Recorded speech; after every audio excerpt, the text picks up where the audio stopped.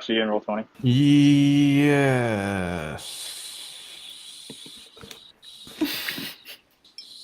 Oh We my can god, see that it's you're taking not. forever. I know, I was waiting until it was loading and loading and loading and loading. 8 seconds. All right, you guys want to play? I'm ready. All right, so as a recap, we're still kind of in session 1 of my vignette. And so last session, we went and had a bunch of fun at the Death and Company Tavern, drank some exotic cocktails, got really fucked up, and Darcy was fucking basically tripping on shrooms. Aldrich was floating around, burping fire. Ken was acrobatic and doing flips and very charismatic, with the result of him vomiting everywhere shortly after the drink wore off. Bud was extremely fast but couldn't stop himself.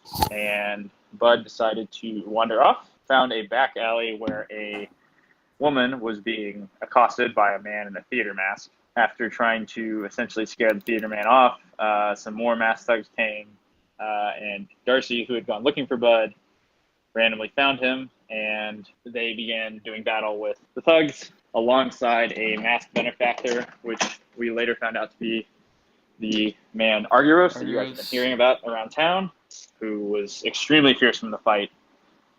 And Bud and Aldrich Gen and Aldrich showed up a little later, helped mop the rest of the things up. I don't think Aldrich actually got to do anything. Nope. But Arguros is very grateful for you stepping up and being good Samaritans and helping this woman in need, even though you didn't have to. And as a result of that, he invited you to his to an early showing of his art show tonight, and which is in like 4 hours. And so you guys had agreed and met Arguros, done a little investigating yourselves of who these people were, because they seemed kind of organized. Bud found some goodies on their leader, the most notable of which was a note that essentially said for him to go around and sort of terrorize the poorer districts and steal whatever art he could, and bring it back to the warehouse. And it was signed with just an M. And yeah, again, whenever he found that note, he'd be looking at it like, because he's still a little bit drunk, the dude in the back of the limo in, what is it called, Big Lebowski, like his eyes are just like, because he's trying to focus on the fact that this is like a mystery and he should be like focused on trying to understand what the warehouse is and all that, but he's loosey goosey. Yep. So at this point, like again, like it's kind of we were partying for an hour, and the drinks actually wore off pretty quickly. Because that was kind of their design purpose, and so everybody's sort of feeling a little more normal now. If I wasn't, I was gonna go back to the place and get the thing and top myself off and get back to normal. But if it's worn off and it's the same effect, you didn't have a ton left. Yeah, you didn't have a ton left on the timer. It was enough to basically last through the fight. Okay. And at this point, like basically you retching was the second drink wearing off. Okay. And so now we are, the woman has sort of walked off. This guy is Gonzo. He's dead. And this woman has gone back to her home after securing the patronage of Mr. Arguros. And now you are, again, free to sort of walk about the town. But as you're standing here, Darcy looted the other guys, and she found a total of 100 gold between all of them. Sweet. So we found about 120 gold in total, including the guy, what was on the leader. And so we can split that evenly. And as we're sort of finishing up here, like you see two, let's just say this is two guys, guards in purple capes, run up. They approach you guys and they say, Mr. Arguros informed us what happened. We see you guys assisted in the dealing with some masked thugs. Tryvaelnistra is thankful for your aid. We'll go ahead and go about making a report here and dealing with the bodies. Again, I'm sorry you had to experience this unfortunate event in what's supposed to be a happy time, but we're grateful for your assistance. And please, I hope you enjoy the rest of the festival. I do have one quick thing I would want to say, like backtracking a little bit before I guess these guards show up. Whenever I sent the guy off, Skunk, to go to the library, like kind of still under my charm. Like after I turn around and like retch and he's walking away, as he's still walking down the alley and he's in earshot, again, kind of like told him to go to the library, talk to the librarian. He would want to turn around remembering and like shout to the guy and say, tell the librarian Alondra that Gin sent you. You would want to get that in. So I just want to, I want to let the record show that Okay. he told Skunk, Skunk, wait! Yeah. He hears you and acquiesces and continues on his way to the library. Okay. And like, I guess, are the guards coming from the same direction whenever they show up now? So they passed him. Okay, but it didn't look like they stopped him or anything? Well, no, they weren't aware of okay. They weren't aware of what he looked like. I wasn't sure if like how suspicious or if he had like blood on him or anything. So he got by, so that's good. Yeah, he was able to get by somehow. The guards apparently are not very competent. Okay. As far as like, the guards, yeah, so they're gonna like clean up the bodies basically. Yeah. Okay. So they've essentially like they let you know like, oh yeah, Arguros informed us what happened, and you can tell that like Arguros's word was basically like all they needed to believe like you guys are innocent in your involvement in this, and they don't look like they're approaching you with any kind of malice, despite the fact that this back alley is littered with bodies. Okay. I would want to ask one of the guards, like, it was no problem. Kind of still recovering now, realizing I'm sober. I'm like gathering my thoughts, or Gin is. And you'd say like, I would show him the note that we found on the body, and I would say, do you recognize anyone, perhaps a noble, an elite, another art collector, perhaps of nefarious purposes, named M? Do you recognize this initial? He would say, I don't know.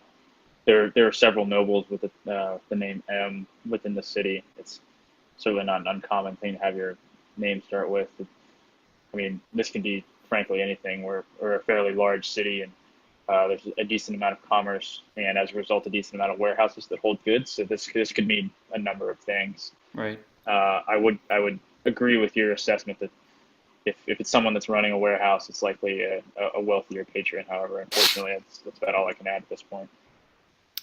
Thanks. So I guess whenever we walk up to the scene, I guess we walk up and the fight's kind of ending and all that stuff transpired, but I guess I see myself in Bud, and I don't know if Bud is still me or Bud is still you. Bud is still you. Did anyone else recognize this before? I guess Aldrich is asking. I wouldn't have had time to react to it, but if I don't know did, if Darcy was aware. Darcy didn't have time to react to it just because like she was yelling and then she heard Bud's voice, and so she ran, and it didn't even occur to her because like she saw the situation. Mm-hmm. At this point, yeah, she would be like, Bud, why do you look like Aldrich? Gin would be doing this to Bud, the Westbrook. Whose man is this?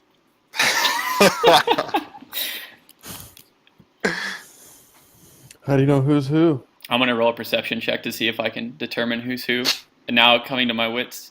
Did you put on those new boots yet? Oh yeah, you new boots. Bud, you found the boots of Elven Kind, which are pretty nice. Yeah, you know which one is Bud and which one is Aldrich. So Alex, you now have those boots. You can wear them as you choose, or you can give them to someone in the party. But they are yours, and they are pretty sweet. So I would wear them. Oh.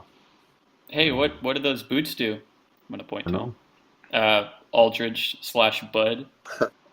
I know it's sure you. I'd give them a test. These are just standard boots. I'd run around in them. They're not standard boots. The ones on me are just standard boots. Oh, the one on you, yeah. Those These look like they are- were made by my surface cousins.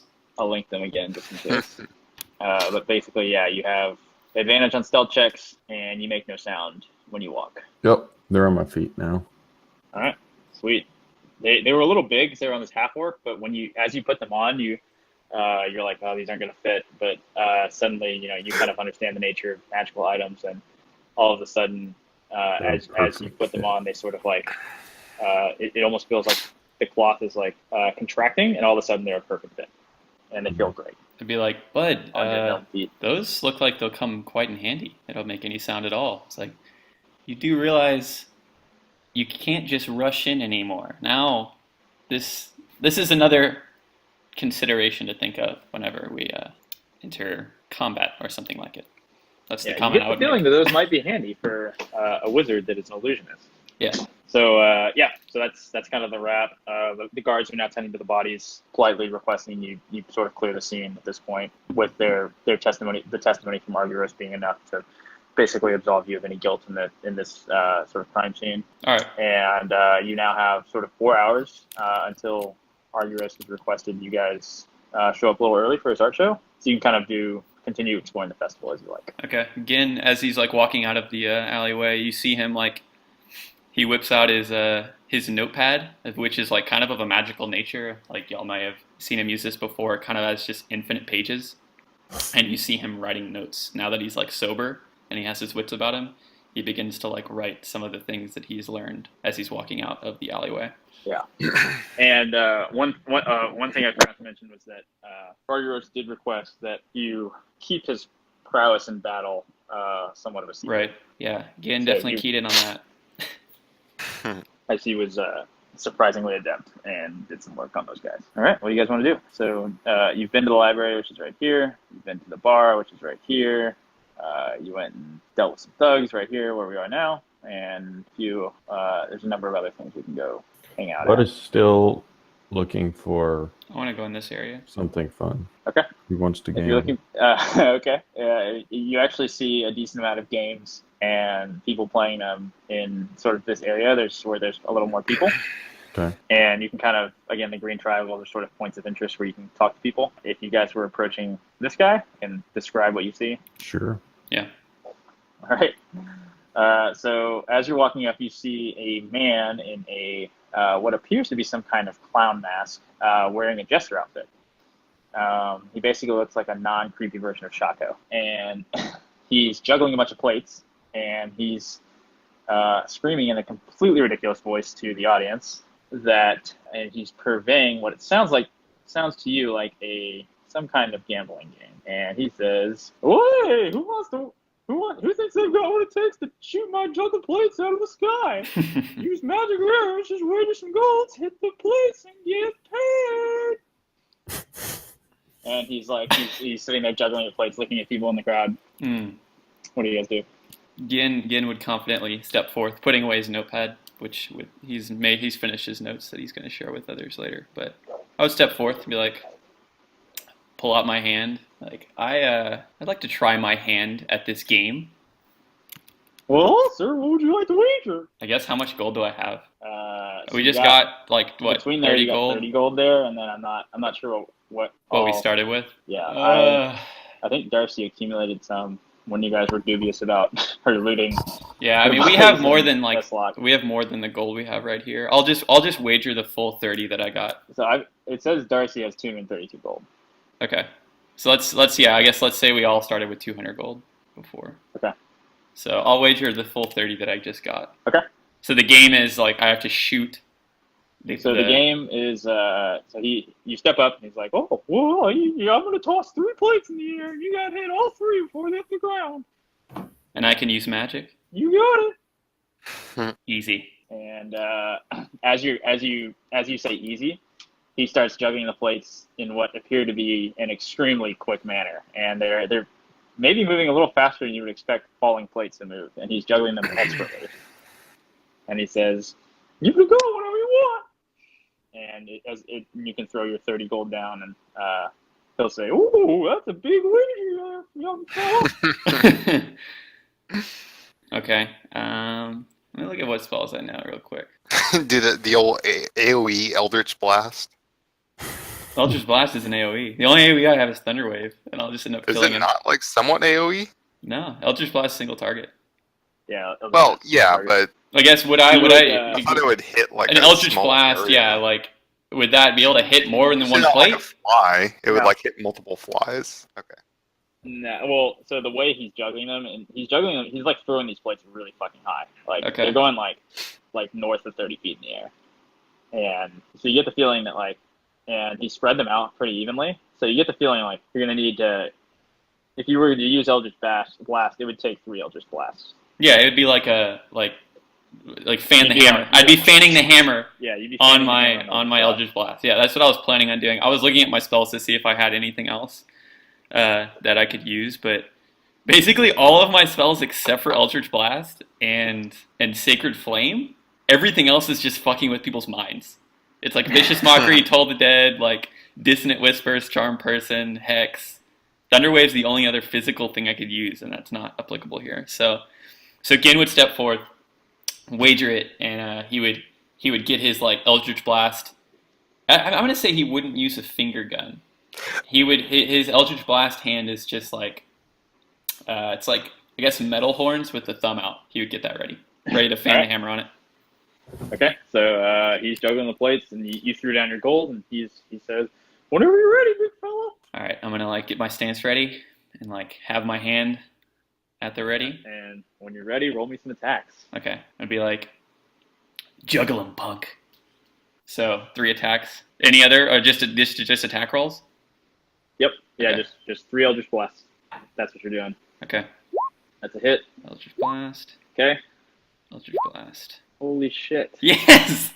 All right. Yeah. Those are incredible. You like Gen's got his metal horns up, and he's just like, woo! And he just lets off 3 quick Eldritch Blasts, and all 3 plates explode almost simultaneously. It's amazing. The crowd goes nuts, and the shards fall down on the jester, and he's kind of looks a little dejected. He's like, well, wasn't quite expecting it to be that great. Okay. And he he kind of counts up what you wagered, and he's like, oh shit, that's a lot of gold. And he pulls out 90 gold, stacks it on top of your 30, and shoves you a pile of 120 gold. I'm gonna blow the Eldritch smoke off my hand and be like, pleasure doing business with you, funny man. Oh, yeah, I guess. Is he like wearing a mask? Yeah, he's wearing a mask. I guess everybody is. I guess I still have my wolf mask on as well. Yeah, he's wearing a clown mask. Yeah, you're wearing a wolf mask. Aldrich has the Quetzalcoatl's mask on, but I guess still looks like Aldrich. How long does this guy's self last?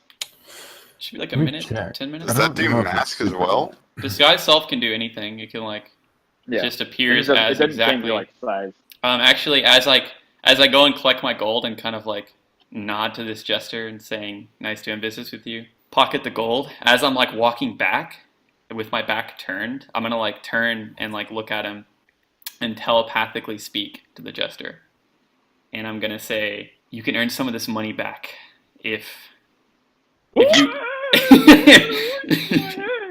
It's an hour. If you can tell me, is it an hour? Wow, Yeah. I thought it was like 10 still, minutes. that's what I thought it was. You're still Unless I Aldrich. Unless you choose drop not. it. You can drop it. I'm Yeah. gonna keep it. I'm gonna say, I'll let you earn some of this money back if you tell me who Im is. I don't know what you're talking about. Why are you in my head? I want an insight Talk check. to me. I want an insight check the jester's telepathic response to me. Okay.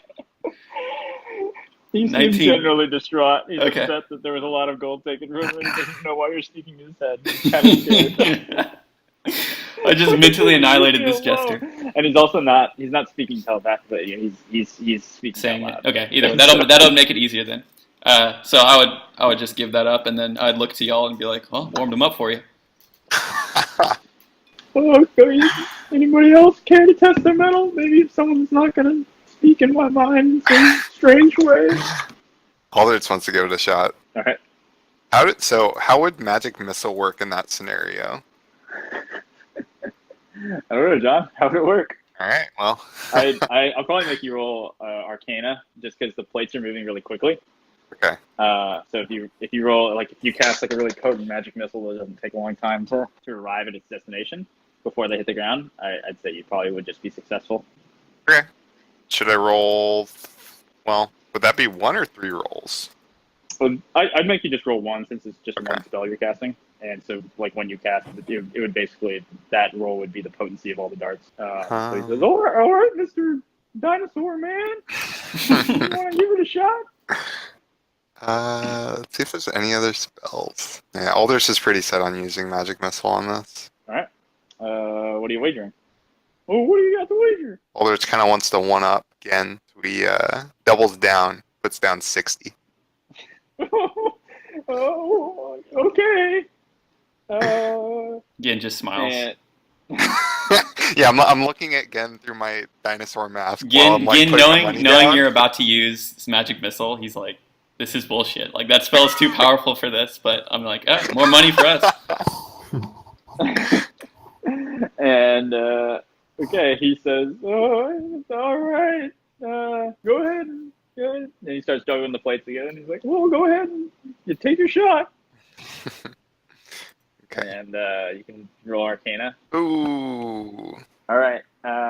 So your 3 magic missile darts ignite, and two of them sort of rush out and immediately kind of catch the 2 high plates, and then one is sort of chasing one on the way down, but it's moving a little too quickly and doesn't quite get there before it shatters on the ground. Aldridge is sad. And the jester looks at you and he's like, whoa, sorry there, pal. He kind of scrapes the gold up, like happy he's recovered some of what he lost from Gen. Like, whoa, maybe better luck next time. I want to look back towards Gen and be like, I missed on purpose. I want to put my hands out and be like, what the hell happened, bro? Missed on purpose. Oh, you're trying to restore his confidence? You're such a nice guy. Yeah. Looked pretty distraught, so Was it worth losing your net worth, though? regret nothing. Darcy doesn't have as much interest in gambling, so she's just kind of watching and enjoying you guys having fun. Bud, do you want to play? No. Or anybody else? Bud doesn't like his voice. He's unnerved by him. Okay. All right. Yeah, you guys can keep moving on. Again, this is like sort of the market district. So there's like people selling food everywhere, different types of wares, and lots of games to be played. And actually, you can, from where you're standing, you can actually hear a man shouting, "Who'd like to test their artistic speed and skill in our speed painting challenge? Come see if you have what it takes to outdo your opponents and win the judge's favor." Coming kind of from a man in purple Speed painting. who looks. Buttle speed paint. This guy's just shouting. Bottle speed paint. Darcy is super into speed painting. I'd be into this, but I'm not very confident in like my abilities to speed paint. But I would like to try my hand at it. Okay. Aldrich will definitely join with the entire party. He was gonna let like Bud and Darcy give it a shot, but since the whole party's doing it, he feels like we need to make it a group event. Come on, Aldrich, get over here. And I wheel you around. All right. Oh, that was quick. We're excited. Anybody else? And you see kind of 2 sort of excited-looking other patrons kind of walk up and it's like, "It's just 1 gold to play. Please place your bets, and we'll get this show on the road." And sort of he's sitting there among 2 other noble-looking people, and they're kind of smiling and excited to see what you guys generate. And as you guys kind of sit down, I assume everybody puts the 1 gold down. Yes. Okay. So you put your 1 gold down, and you can kind of take your seats. There's a row of 6 easels set up with a canvas, and he's kind of on a raised platform with the judges, and he says, "All right, everybody, on your marks, get prepared to paint." Are we painting something specific or like anything we want? Yeah. So there's a covered canvas next to this guy. And So we're going to be copying that. He's got his hand on his covered canvas. He's like, "The goal, you have 5 minutes to paint this scene. Whoever paints the scene in the most likeness and vivacious manner is going to win our lovely prize." Vivacious, you say? Yeah. I want to make I mean, you can tell me what role this would be, if any. Who do I think is the least artistic among us, other than myself? Like between Bud, Aldrich, and Darcy, based on like us traveling together, or whatever role you'd want me to make. Who do I think is the least good at doing this? I would say that's up to you. I guess insight. Well, I mean, I would say it's up to you who you think. Who I think is that? Well, I mean, like I'm saying based on like reality. Like one of us is. Some of us are better or worse at art than others. And I don't know. Yeah, you can roll insight and all. Yeah. I mean, if I had to guess and I had to rank it, I would say Darcy is probably the most artistic and Aldrich is the least artistic, and Bud's somewhere in the middle. But since Bud's an illusionist, he might be the most artistic. I don't actually know. All right, it's Aldrich.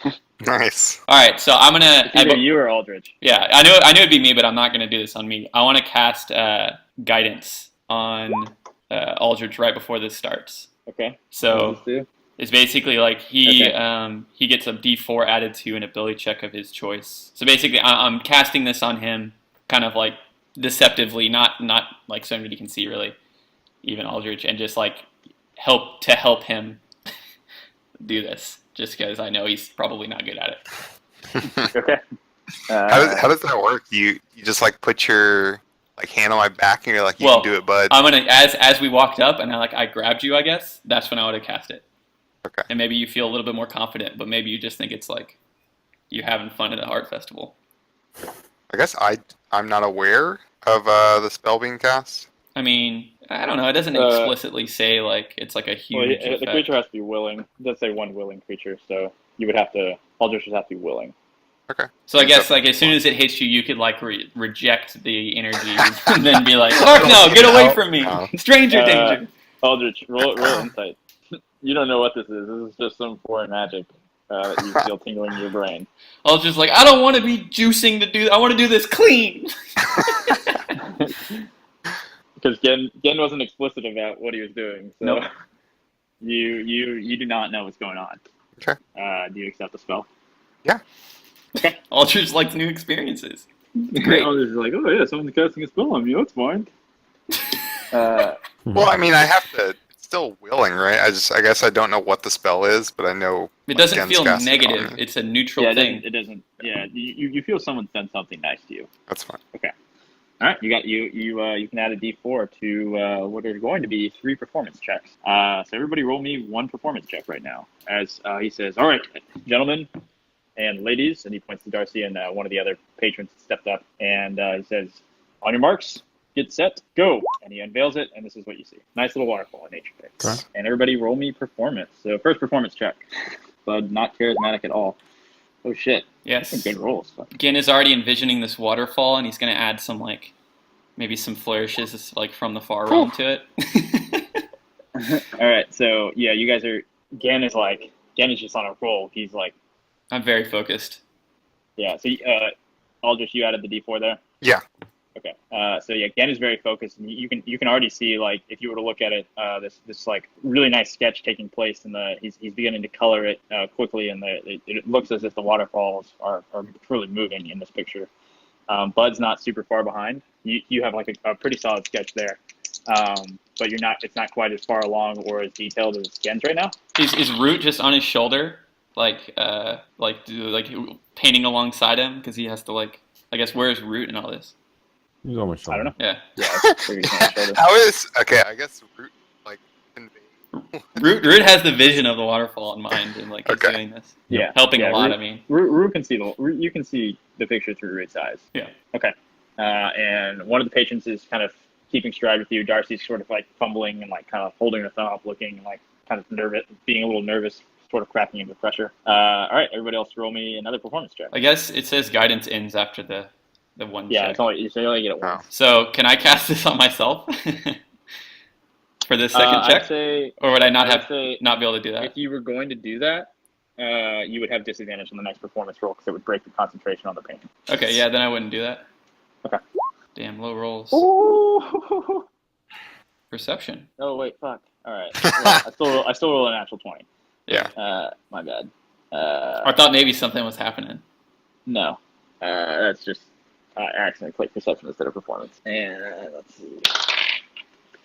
All right. So as you're looking at this, as you're watching, Darcy kind of bites her lip down in frustration. She refocuses, and all of a sudden it would appear caught up, if not. And she's like painting the sort of vivacious colors in this, and it really feels like the plant life and animal life are starting to jump off the page. These birds are really like looking really good, and the trees are awesome. The water almost looks like it's moving. It's still clearly unfinished, but Darcy it would appear, is sort of taking the lead at this point, although it's very close. Again, still, your auspicious start has encouraged you, and so you started taking a little more time. Yeah, like I'm doing better than I thought I was going to do, like for sure, because I've dabbled in painting, but it's not something that Gen is particularly good at. All right. He's just got that natural charisma, you know. All right. Everybody roll me another performance check. Damn. Oh, my God. Darcy's killing it. All right. Aldrich, what do you got?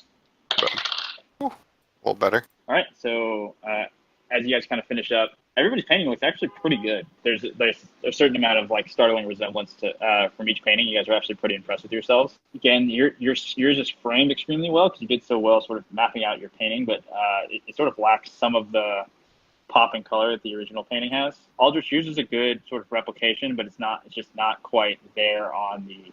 You didn't quite capture sort of the momentum of the painting in the water, and that's kind of true for Bud's as well. The person, one of the people next to you is sort of a girl with sort of a paint stained apron, and hers looks great. It's like almost an exact replica. But then you look at Darcy's, and it's like she made the painting better.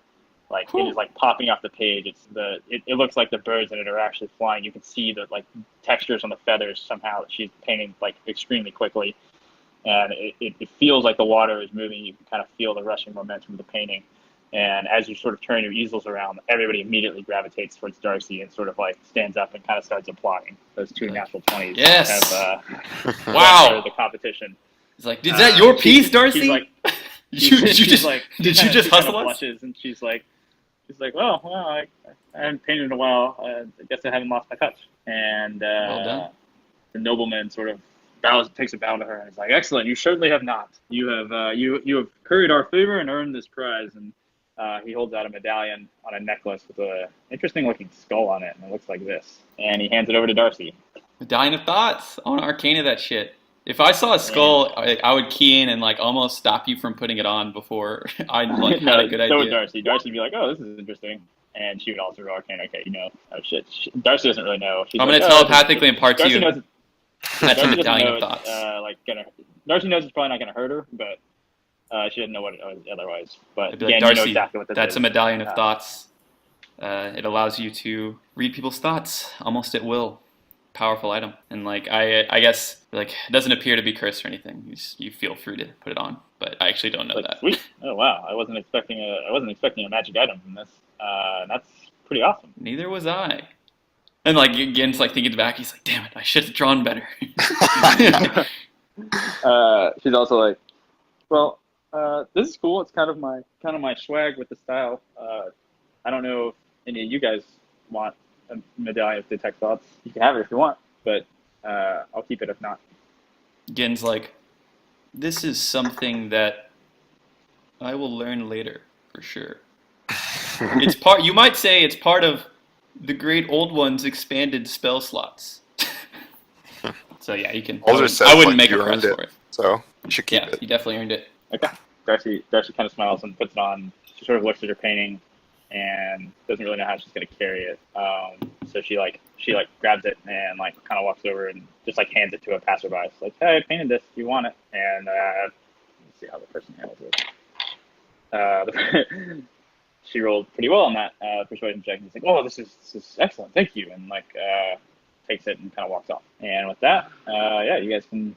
Gen would before like we moved on from this, he would take his painting and he'd run over to the library, and he would just like peek his head in and be like, "Hey, Alondra." He just like puts like the painting just on the inside of the door, and he's like, "Hey, can you hold this for me?" Yeah, it's just like a painting I did. Why the hell did you send a cutthroat into my library? He's sitting here drawing random shit. I don't understand what's. He said your name. What's going on? A cutthroat? No, skunk. Well, he's wearing roguish attire and he's got daggers all over him. It looks like he maybe was sweating and had been in a fight. No, Skunk's a friend. Treat Skunk with the utmost respect. This man here is pursuing his craft. Please let him finish. Let him stay. Let him stay as long as he likes. An hour, right? I don't know. Last an hour, pretty sure. Okay, we'll say Skunk still. It's 1 hour, yeah. So like, let him stay as long as he likes. You know, he might grow to enjoy it, and whenever he's finished, you can just let him leave. Don't get in his way. But I came to drop off this painting. I painted it. I mean, it was a little thing we did. It's whatever. But just keep an eye on it for me. Thanks, Alondra. And then I'd be like, and then I just get out. Okay. Alondra kind of gives an exasperated sigh, has her book mask lifted up. It's like, okay. And she kind of just picks up the painting and puts it behind her desk and goes back to reading, eyeing Skunk relatively suspiciously. Okay.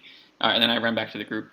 But I would want to ask. I would walk up to like the guy that was doing the painting contest and like shake his hand and just say, I was like, oh, that was a It's a great little event you put on, sir. What is your name? Oh, my name's Reginald. Reginald. I appreciate you saying so. We put this on every year and tends to be a crowd favorite. He says, "Oh, we appreciate your participation. It's stuff like this that encourages people to get out there and explore their artistic endeavors." So there's a pretty good showing for everybody, and we're happy to put this on. Like, yes, I like. It's a good color on you. Noticing like his purple attire because that's like Gideon's favorite color. And then he would say, "I just have one question. I ran into some people talking about one of the other nobles in the city. Not Argyros. It was another. He went by the initial M. Do you know anything about this individual in the city? Because I'm new here. I've never been to Tryvaelnistra." M. Certainly. I hope you don't. I hope you haven't run into Miros. That guy's an asshole. Miros? I apologize. That's inappropriate of me to say about someone you don't know. I heard similar things from others. Really? Yes. Make a deception check.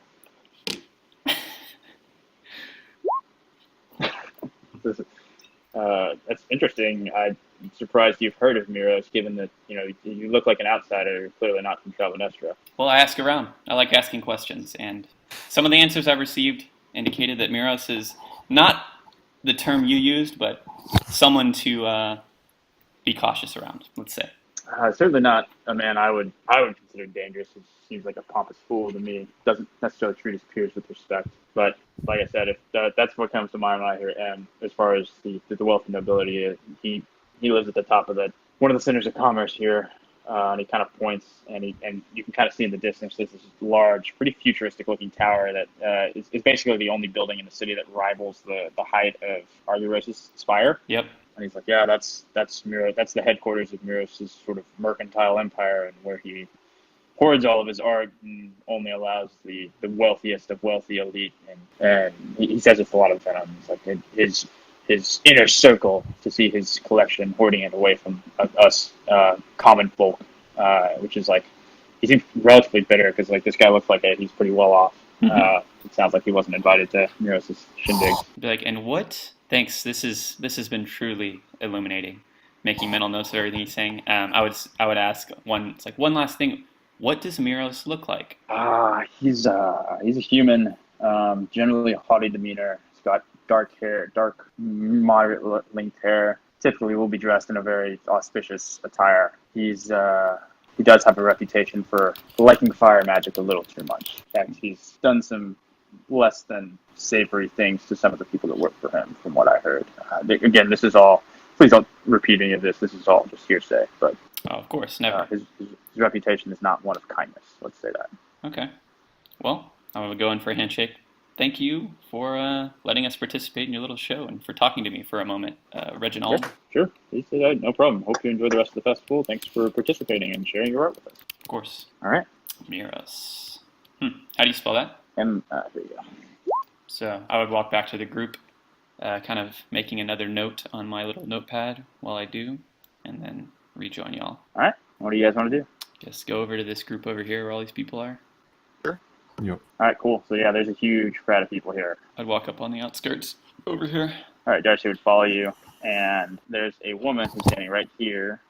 So you see a woman, and she is wearing sort of white and red garb, and she's wearing what looks like a Japanese fox mask. And she's shouting to the crowd as you walk up. Looks like this.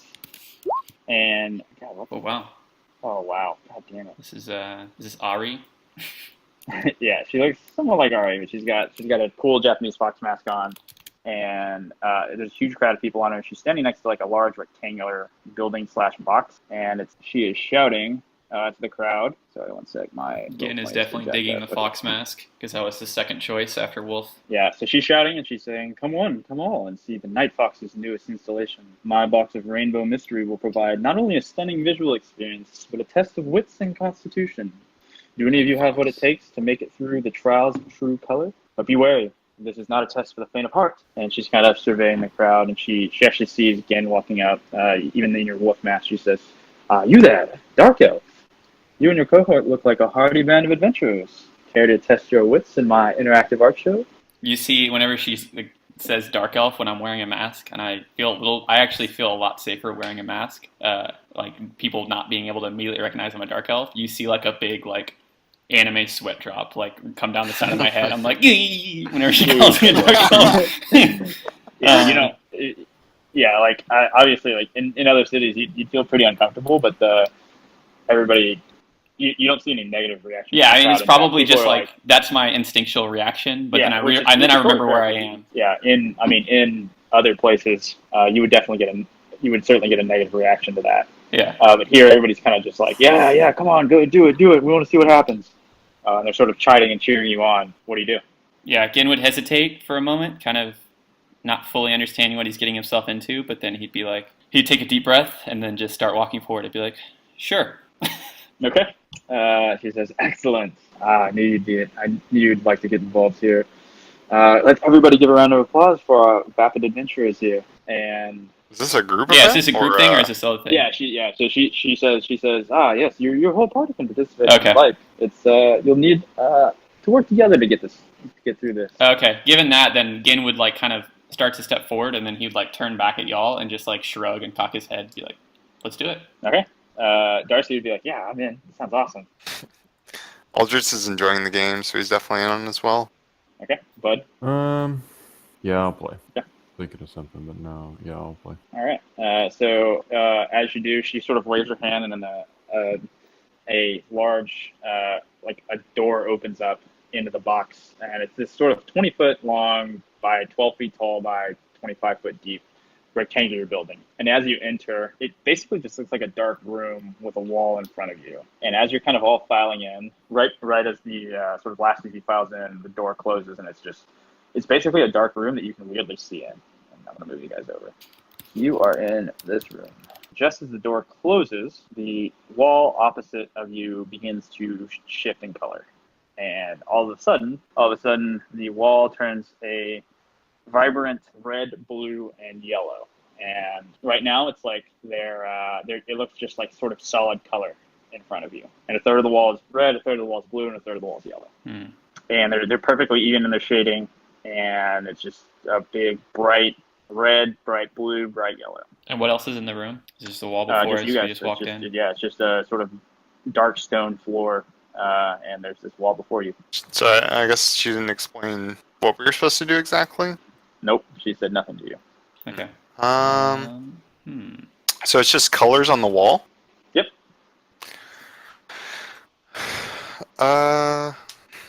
Is it like light shining on the walls, or the walls like painted like a certain color? It looks like the wall has become like this, like the essence of these colors. Yeah. But cast Firebolt to the red one. Okay. Gin would start walking up towards the blue one, casting guidance on himself. Okay. So it's big enough to where I'm not going to make you roll an attack for that, Bud. As you shoot a firebolt, the red wall ripples as if it's like it's almost like a painting in Mario 64. Like it's as if the wall is like liquid. One runs into it. Okay. Wait, before you get there, I would be approaching the blue. Red one. So I'm going to cast guidance on you myself and approach the blue just to like touch it or get near it and see if anything like I recognize or notice anything. Okay. You can roll Arcana. They're just gonna hang out in the middle of the room while everyone's diving at these colors. Plus 1d4. All right. Yeah. With that roll, you sense that this is a kind of portal, and it's definitely magic in nature. I'd touch my hand against it. Okay. But it ripples in the same way that Bud's firebolt did. And does my hand like go through it, or it just ripples when I touch it? Yeah, it passes through it easily. Okay. It's a strange sensation. It's like liquid, but your hand's not wet. I'd turn around and be like, folks, portals. Which Right, color portal do you like best? Bud runs in. You're running into the red portal? Yes. Okay. All right. Bud disappears. I'd be like, Bud, wait. Oh, fuck. It's like, now the question becomes, do we go through the same color as Bud? I guess Root went with you. It's funny seeing Root just fly off the screen. I'd be like, so do we want to go to the same portal as our friend or different portals? That's the question now. Darcy's like, I think I'm going to follow Bud, and starts walking towards the red portal. What about you, Aldridge? I don't know if there's a right answer here, but if we all go through the same one. Aldrich wants to say, I guess, like, he's thinking this isn't a potentially dangerous situation, so I feel like we can split up. You want to experiment? So... You want to do yellow, I'll do blue? Yeah. Okay. All right, Darcy, you ready? Let's all go in at the same time. So if there's some kind of timer, we're all on the same clock. Okay, Darcy. All right, she says, all right, 1, 2, 3, let's go. And she jumps to the red portal. I'm going to step forth. Yeah, Aldrich goes through. Okay, you guys find yourself in a very similar room. So Darcy and Bud are going to arrive in a room that looks like this. So you walk into a room and it's like this now. It's a similar large, dark room, but the red portal has been replaced by a sheer white wall that's of similar kind of vibrancy in it and uniformity in its color. And you do not see Gin or Aldrich. What do you want to do? We can't go backwards, right? Nope. There's the wall is uniform behind you, and it's the same dark stone you're standing on. Darcy's like, well, I'm not sure what happened there, and I think she would walk up and kind of test the portals, and especially see if there's anything different about the white portal. And as she touches it, you see the same rippling effect that you did with the other portals. Yeah, I mean, I'd like to test both others too. See if there's a difference. See if any of them like feel different. Okay. They are both sort of a similar quality, like basically the same thing as what the red portal felt like. Okay. Bud would tell you to choose this one. Which one? Just to choose one this time, since he made the choice last time. Okay. Darcy's like... And let's go through at the same time. Okay. Darcy would say, I guess we can try the white one. It's different. I can send route through another, and then you can just guide me through the next room. We get separated. Yeah, you could do that. Okay. Okay, you're sending Route, choose a color. Right. Route's going to go through... You can roll for it if you want. Okay, yeah, that's fine. All right, route goes through blue. Okay. All right. And now we're going to go to Aldrich. I'll be honest. I didn't really think about people going through different portals. Got a lot to keep track of now. Yeah. That's all right. 3 different instances. Aldrich is just like, what's the worst that could happen? We die? Let's go do whatever. You know, Gin was like, I agree. Yeah. This is going to be like the final boss. She's a lich. We have to solo a lich. All right. Aldrich, this is what you see. Yours is, you see the sort of red and yellow portals as they appear as you kind of like reappear in the same place you were standing initially when you walked in. Didn't Aldrich go through yellow, though? I went through blue. He did. Fuck. Yeah. Damn it. You could just keep this one and like put me in it, I guess, if you want to. Unless the order matters, unless Aldrich needs to go next.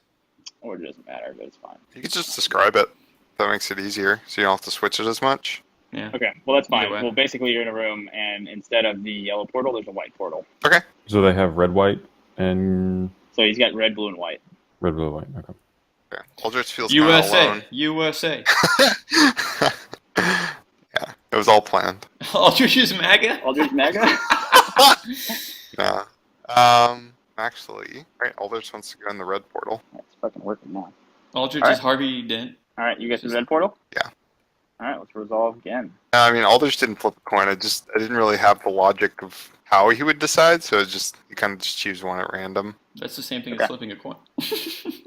Well, I mean, he didn't like flip a coin or roll a die. He's just like, I'm gonna go in the red. I randomized it for him. All right, now we're gonna grab some tokens. So mine's gonna be red and yellow. Yeah, so you appear and you're in a red, white, and yellow room. And now it's like, and it looks like this. All right. Red, blue, and yellow are the primary colors that started everything. Is there an order to them? No. Gin's like, there's no logic to this. And he's going insane.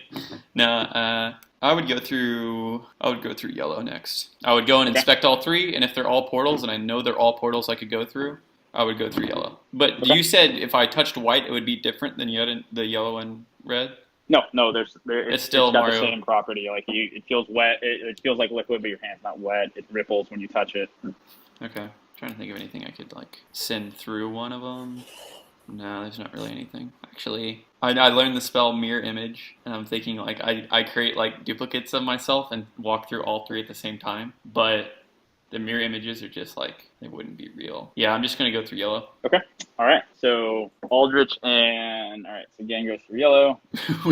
We've made Will's puzzle as complicated as possible with our subsequent decision. Playing like 8D chess right now. Gin loves 8D chess. It would be fine but Roll20 is like all jacked up. It's not letting me select and move like basically there's a bunch of blocks of color that I need to use, and I can't select half of them, which is annoying. I But wonder okay. if it's because I don't know if there's anything I could do. Yeah. So, Aldrich and Darcy, you arrive in a room that it's of similar quality. There is a purple portal, a green portal, and a pink portal. Purple, green, and pink. Yep. Wait, is this Bud or Aldrich? And you said Darcy. Aldrich. Darcy and Bud. Okay. I was And gonna there's say no Root, and so Darcy would say, "Oh shit, Root's not here." Wait, so Root went through. Okay, yeah. Root went through yellow. Root went through blue. I remember. Yeah, Root went through blue. If Root was Okay. with me, then I would have changed what I did. So no, Root was not with you. Okay. In that moment. Okay. And again, you went through red. I went through yellow. I went through blue first, Okay. then yellow. Okay. Darcy would describe the room. She's like, "Oh, Root's not with us, huh?" Okay. Well, we're in front of a green, a purple, and a pink portal. It looks like. What do you think we should do? You said green, purple, and pink. Yep. Bud looks up a guide on how to get through this puzzle. And yeah. But it's going to continue to follow you. And you just know exactly. Okay. Darcy's a little confused. He's like, "I don't know, man. What should we do?" She sort of tests the portals, and it looks like they all have the same quality. Bud cannot see at this point, also. But yeah, he did. Darcy described you. So where is but where is Root? Root is so right now. Okay, yeah, okay. So this is Root all by right. Fine. himself. We'll resolve this. This is simultaneously. Aldrich, which ones did you go through again? You went through I went yellow, through red, yellow, then red. yellow, then red. Okay.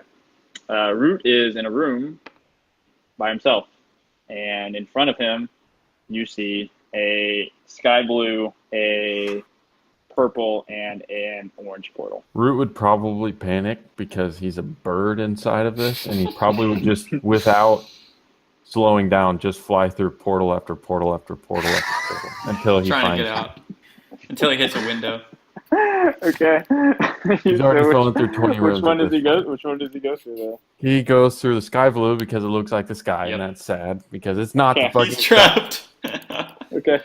All right. We'll resolve that in a second. Root's mental stress is stressing Darcy's me out. gonna look at you and she says, "Which portal do you think? Which Root's portal do you think we fucking should go through?" I picked the last one. Bud, he does any meeny miny mo, but in this, I don't know what the rhyme is in this. Universe canon. But there's a whole everything is changed around and it doesn't have racist roots. Bud walks through the middle one. The middle one, which Yep. is purple. Yes. Okay, Darcy follows you. All right.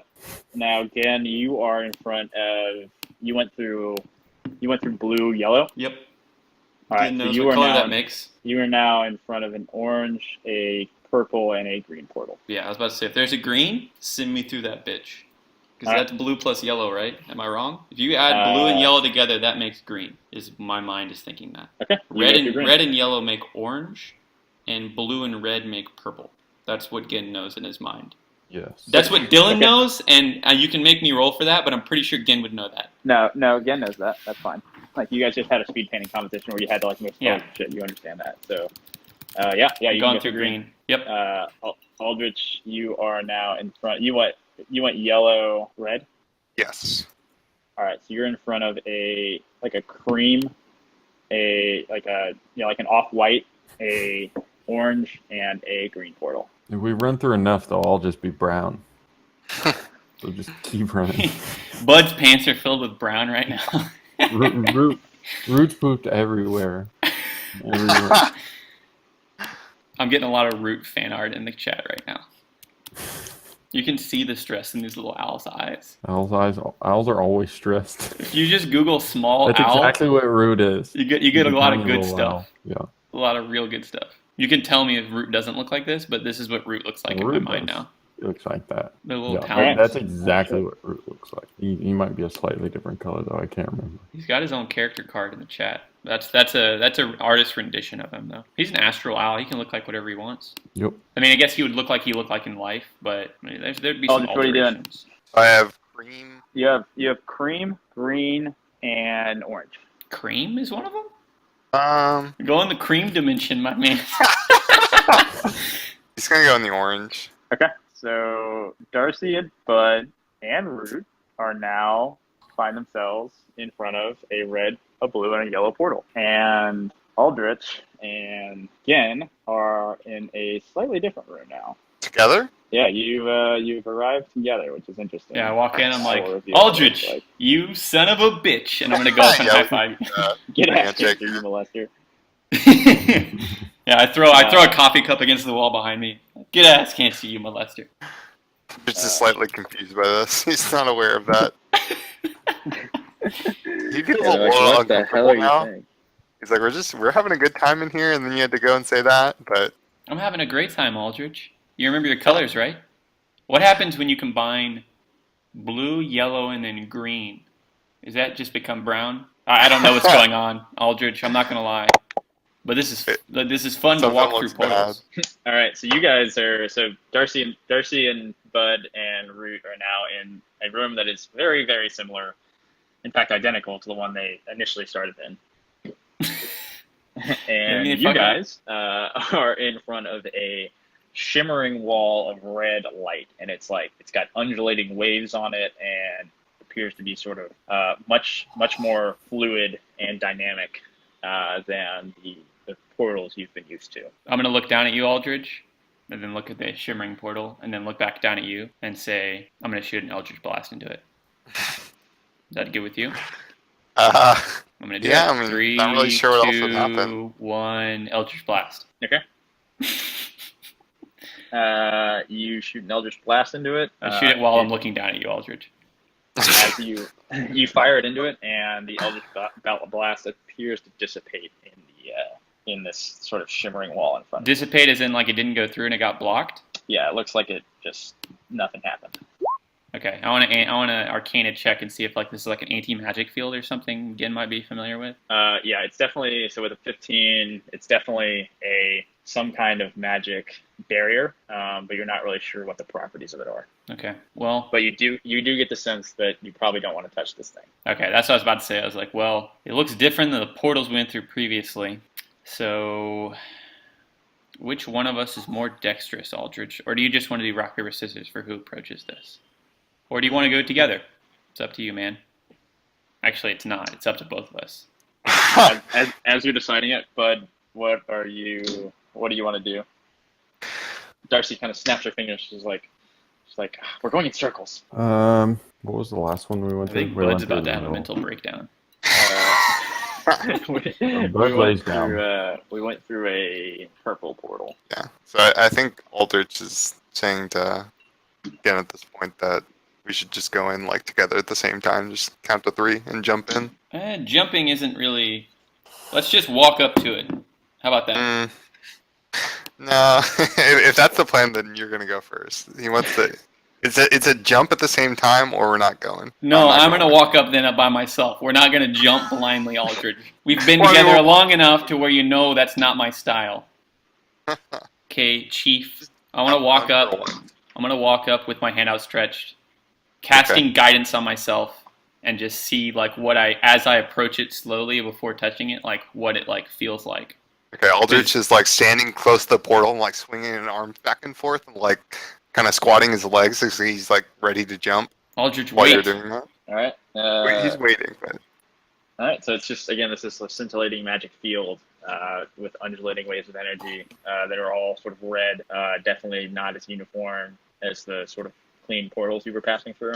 And I can't see through it. There's nothing I can see through it. It's just energy. And then is it the same all the way across, or on the ends where it's kind of like a solid red? Is that different, or is that just? No, it's the same. That's just how the object in Roll20 works. Okay, yeah. So. But you can't see through it. And whenever I approach it, do I feel like pressure, energy, like with as I reach my hand out and kind of get closer and closer to it? Do I feel anything? Nope. I'd be like, all right, Aldrich, jump in. Go, go, go. Well, I'm going with you. He's still waiting. He's still sitting there, just swinging his arms back Aldrich, and forth. let me see. Okay, wait, Aldrich, come here. I'm gonna bend down and like kind of like inspect your like pack, and I'm like, what's the most worthless thing here? Let's just throw it in, because I don't think magic's gonna get through, but maybe an object can. We can see what happens to it.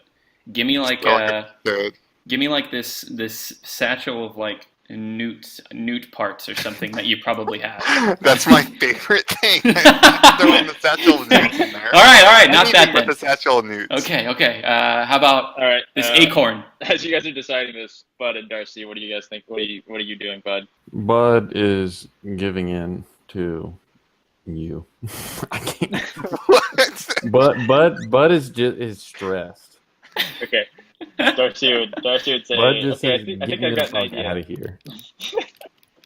Darcy says, okay, I think I've got an idea. And she takes your hand. She says, let's go through the same path we went to last time. And she walks through the red portal and is holding your hand, takes you through the red portal with her. And now we're going to revert back to Aldrich again. Okay. I'm gonna take an acorn I say like from your satchel and throw it into the portal. no, we have like a rope. We can like try to use the rope to push through the other side and see Well, if it I'm comes gonna take this acorn and I'm gonna throw it in the Not portal. throw that acorn. I'm throwing the acorn. I throw it before you can get sleight of hand. Aldrich is so mad. His little big eyes are staring at you. All right, the acorn is disintegrated. Does it get vaporized? Okay. Oh shit. See, Aldrich, I'm gonna put my hands on my shoulder and be like, Yep. we would have been Looks- vaporized if we had listened to you, and I'm gonna like boop you on Maybe the it's nose. an acorn field. You never know. It kind of just like as it passes through the field, you hear sort of a sizzling, and then the acorn sort of just disappears. And All a right, little bit of Aldrich, ash after you falls say maybe it's an acorn field, I'm gonna sleight of hand grab the newt satchel and try to throw it in. off. All right, make a sleight of hand check.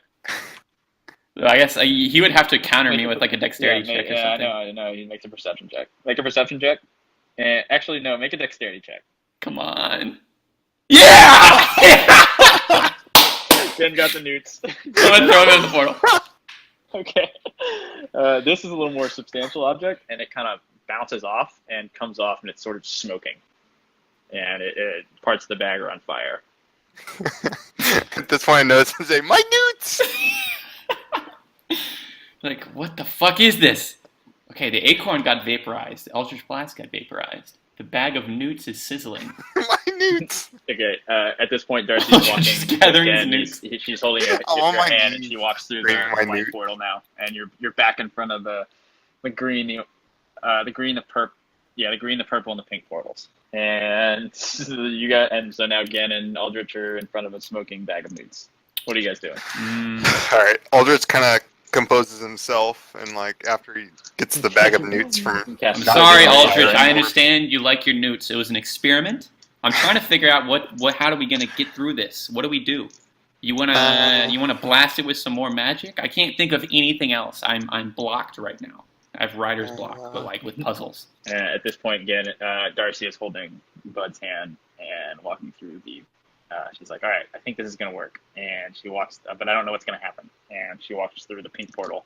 And as that happens, you again in Aldrich, you see your friends Darcy, Bud, and Root appear where you guys appeared in this room. It's like, hey guys. Welcome to the big sizzling portal room. He just threw my bag of newts at the portal. This thing might kill us, pointing at the portal. Like, so far we've... yeah, it definitely looks different. What have you guys put So into it? far we've... I shot an Eldritch Blast into it, which dissipated. Made me think it was maybe an anti-magic field. But then I took one of Aldrich's mini acorns. You know how he collects those. And I threw one of them into it, and it vaporized it. Then I took his bag of newts, which apparently is a treasured Why are you item. throwing all of Aldrich's shit to test your theories? Why didn't you throw some of your shit? Aldrich is still, Because like, all honestly of my kinda shit has sad. a purpose. Aldrich is known for carrying purposeless, aesthetic shit. So if our lives are on the line, I'm going to go with the purposeless, aesthetic shit. So then I threw his bag of newts, and it's just sizzling right now. So it was a bigger object. But those are our favorite snack. Y'all's favorite. Everyone's a bag of newts fan. Y'all's favorite snacks. I use newts to cast hex. Oh, I'm sorry. I thought maybe you would understand different cultures, Gen, but I guess not.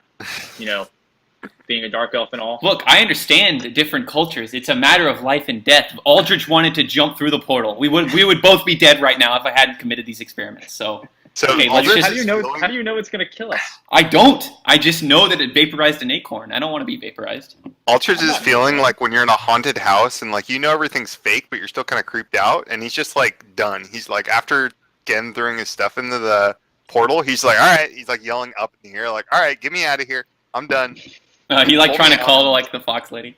Yeah, yeah. No, we can still win, Aldrich. Don't pull the plug just yet. You hear a voice coming from seemingly nowhere that just says, "Oh, this hardy band of adventurers is having such a hard time with my puzzle box. Let me know. I'll just Gin would pull be you like, right out. Gin would look up and be like, You'll no, have we're to- not. You'll have to make the walk of shame." No, we're not. We're fine, fox lady. All right. Darcy also says, "Yeah, we're fine." Okay, Darcy's gonna walk up and touch the shivering portal. Careful, Darcy. I was at the push again, so. I grapple check your ass so fast. And Darcy does a little quick jump back as she's like shaking her hand. She's like, it's hot. Be careful. Hot? Like how hot? Like I'm gonna boil my skin hot? I don't think it would have killed me if I went in, but it definitely would have hurt a little bit. She wasn't kidding when we needed some constitution. Bud jumps in. Wait, Bud, wait. How about this? Dexterity saving. This isn't the first time. I would try to stop him. I'd be like, wait, you can use Root. This isn't the first time Root has flown into a death portal. Let's send Root in.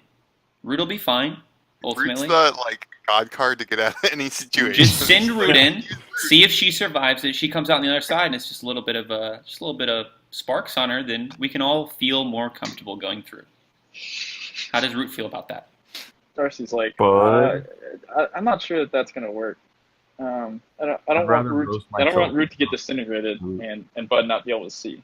I don't want to get disintegrated. I understand that, but maybe there's something else we can do here. Maybe there is. You're right. But instead of just throwing other people's shit in the portal again. Well, so far it's just been shit. I don't want to send Root through, but I don't see any other options. Unless you all just want to burn a ton of your spell slots and just blast this portal into Kingdom Come. That's an option too. We could do that, or we could just be adults here and just use our cantrips and maybe try some stuff. Indeed. I told you that I Eldritch That makes too much blasted sense. but it didn't do anything. We can continue to try to blast it. I would say the next experiment I would run, all four of us use our damage cantrip at the same time on separate areas of the portal. See what happens. Okay. What are you guys using? So I'd stand over here. I would step back though, because you don't need to be that close, obviously. And I would prepare an Eldritch Blast. Touch. What are you casting? Okay, so you're casting Eldritch Blast. You're casting Chill Touch? Yep. Okay. I'm create bonfiring. Okay. And Well, that'll Darcy's work. going to... Make it hotter in here, John. It's important we do it all at the same time. Okay. Fight fire with fire. Darcy's going to cast... She's going to cast Mage Hand and try to shove it in. All right, so on the count of three... So what are we... We're doing this count of three? We're doing it at the same time? Count of 3. 3, 2, 1. On One, end of 1. All right, Darcy summoned her Mage Hand. Aldrich is readying his bonfire. But do you want Root to fly in at the same time we shoot everything else also, or not? No. Okay. Quit trying to get me to kill Root. I don't want Root to die. I think Root might survive. Root's a But mystical you stick creature. your foot in. Root's a mystical creature. Hey, Root's literally flown into the void, so... Yeah, that was... I've only had him back for a little while. It's been like a month. But Bud's a lonely man. He can't be... There needs to be some time in between kamikazing Root. Fair enough. I respect your wishes. She's like, yeah, let's just see what this does. They're cantrips. We can cast them again. Yep. All right. 3, 2, 1. Go. All right. As this barrage of Arcana smashes into the wall again, you see your Eldritch Blast sort of hits the wall and dissipates in much the same way it did before. Darcy kind of makes a fist of her Mage Hand and sort of punches it through, and it's immediately dissipated. Aldrich, your bonfire appears, and it just kind of sits there by the wall, and like nothing appears to happen. But Bud, when your Chill Touch hits it, it all of a sudden changes a little bit. It becomes a blue scintillating object. Bud, what did you cast? Bud cast Firebolt at the wall. Okay. What did you cast? Don't prepare another spell. Wait. All right. The firebolt's going at the wall, and all of a sudden, the wall changes color immediately, and it is now yellow. Aldrich casts Witch Bolt at the wall. Witch Bolt. He's finally going to get that off. I have to do an attack roll on You're this? probably gonna miss the wall. Yeah, he misses when he shoots it in the ground. Yeah, His you feet. gotta fucking roll on that. You're too dubious with the witch bolt. You might kill someone. Let's see. I'm gonna cast guidance. Actually, guidance is only ability checks. It wouldn't work. 1d20 plus 6. All right, No, so I'm it just was fucking kidding. I'm red. just fucking with you, John. Bud, you cast chill touch. I was gonna say it didn't matter. Oh my gosh. But my that's guy- more. It John matters. blows his own leg You off. just hit the floor and it ricochets, misses the portal entirely. and Aldridge, comes come back on! And almost hits a root out of the sky. Come on! Oh my Put gosh. it away, dude. Aldridge. Put it away. That's so All right. good. You don't have to roll for the next one if you want. That's ridiculous. Well, I mean, it's a spell slot, so I It don't is a want to spell cast slot. it again. Yeah.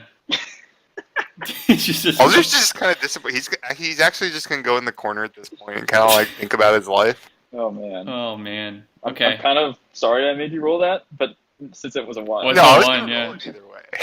I mean, the fact that I missed every other one, I wanted to hit something. That was unbelievable. So it turned from red to blue to yellow. I'm gonna cast Sacred Flame now on the wall. Okay.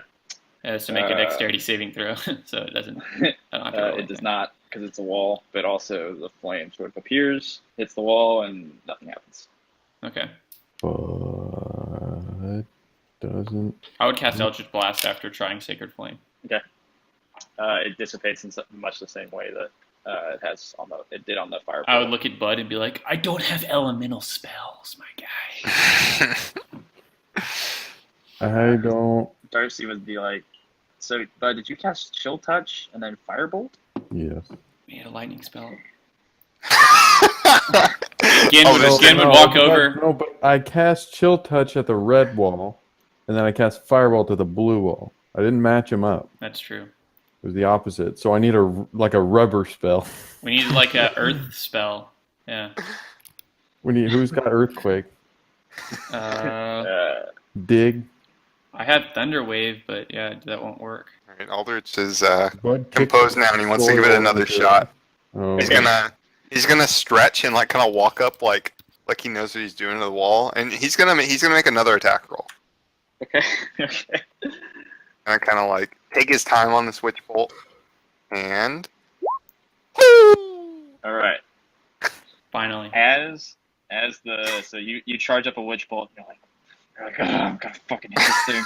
hit a And- fucking wall. May the force be with you. And you this bolt of like purplish yellow lightning shoots out of Aldrich's hand, and as it crashes into the wall, all of a sudden all of the walls around you start swirling in this brilliant rainbow light, and they begin to sort of melt away, and you're all sort of swirled into this vortex of this rainbow light that. And you're lifted, and you're outside now. All of a sudden, you're kind of in this like huge vortex being lifted above the crowd, and you hear the crowd like go oohing and ahhing, and they're completely dazzled as this like rainbow vortex like shimmers, and you sort of are gradually brought down to the ground next to the Night Fox, who is standing in sort of a pirouette. And it's like, well done. It took you a little longer than I thought it might, but you've solved the rainbow box of color. Congratulations! And as she says congratulations, so sort of the walls around the box that you've landed on sort of dissipates and like explodes in these like fireworks of color and sound that the crowd just starts applauding to. Huzzah! She's like, Aldrich well is done. kind of like wiping away his tears, I'm gonna Like- go up and like having like pat you a on the ton shoulder. of stress in that. Like, you did it, Aldridge. You got that witch bolt nut off. He kind of shies away from She's kinda it. like, wow, that was wild. Yeah. I didn't like that box very much. That was fun. I like colors. I would go up and start trying to chat up the Night Fox. But I guess if that's where we're ending, then that's where. Let's call it so I can jump off really quick. Unless you have Okay. anything else, Paul. No, we can call it there. Okay. And we'll pick it right back up here. Yeah, we're almost. It's almost time to I go guess visit Argyros. I would want to know, like, what, like, the nature of charm person. So, like, it's kind of, how would Gin understand the way charm persons works to where it's almost like there's charm person, there's suggestion, there's, like, Gios, like, all these different levels of spells. Where charm person's, like, much more invasive, and, like, when you cast it on someone, it's, like, they're like a zombie for you, and then as soon as it's over, like a flip just like switches and they're back to like hostile towards you. And then suggestion is like you can't make someone like do something that would be like super negative against themselves, and it doesn't require, it's not as like invasive. So it's like whenever it's over and whenever it's happening, they like don't really realize it. But Gin is hoping that that charm person that he cast on that guy would like, yeah, it only lasts an hour, but he's hoping that it actually is gonna like affect real changes and like who he is. That's what Gin is betting on. This isn't to like influence anything that you would DM, but like that's You're I'm hoping I incepted him. You're trying to you want me to hand you an inception weapon that you can use on anybody? No. That's not what I want. It's specifically the nature of like what he did afterwards. Like it would have to be like a perfect storm for this to happen with like a lot of people, but like I'm hoping that like he actually just becomes like an artist in Tryvaelnistra instead of a ruffian, essentially. We'll see. Yeah. Because that's the thing is like charm person where it's like I don't know, and that was in the heat of combat that I charmed him, so it wouldn't like he wouldn't lose his memory. I guess I don't know. Yeah, he would definitely know what you did to him and would remember everything. Damn it! So that's just the nature of charm person. Like the person knows that you essentially have invaded their mind, and I have to hope that like the wisdom of the life that he could be leading will trump the fact that he's mad that I charmed him. Yeah, could be. You get an Adventure Zone Clark situation going. Exactly, like a permanent charm person. That's the origination of like, okay, what is the limits of charm person? Because whenever that happened, I like read the spell and I was like, okay, that's just the DM like allowing that for story purposes, which is fine. Like I would do the same thing given the right circumstances, but like, yeah, it's definitely not how charm person is supposed to work. I don't know. I think it's funny the way it worked though.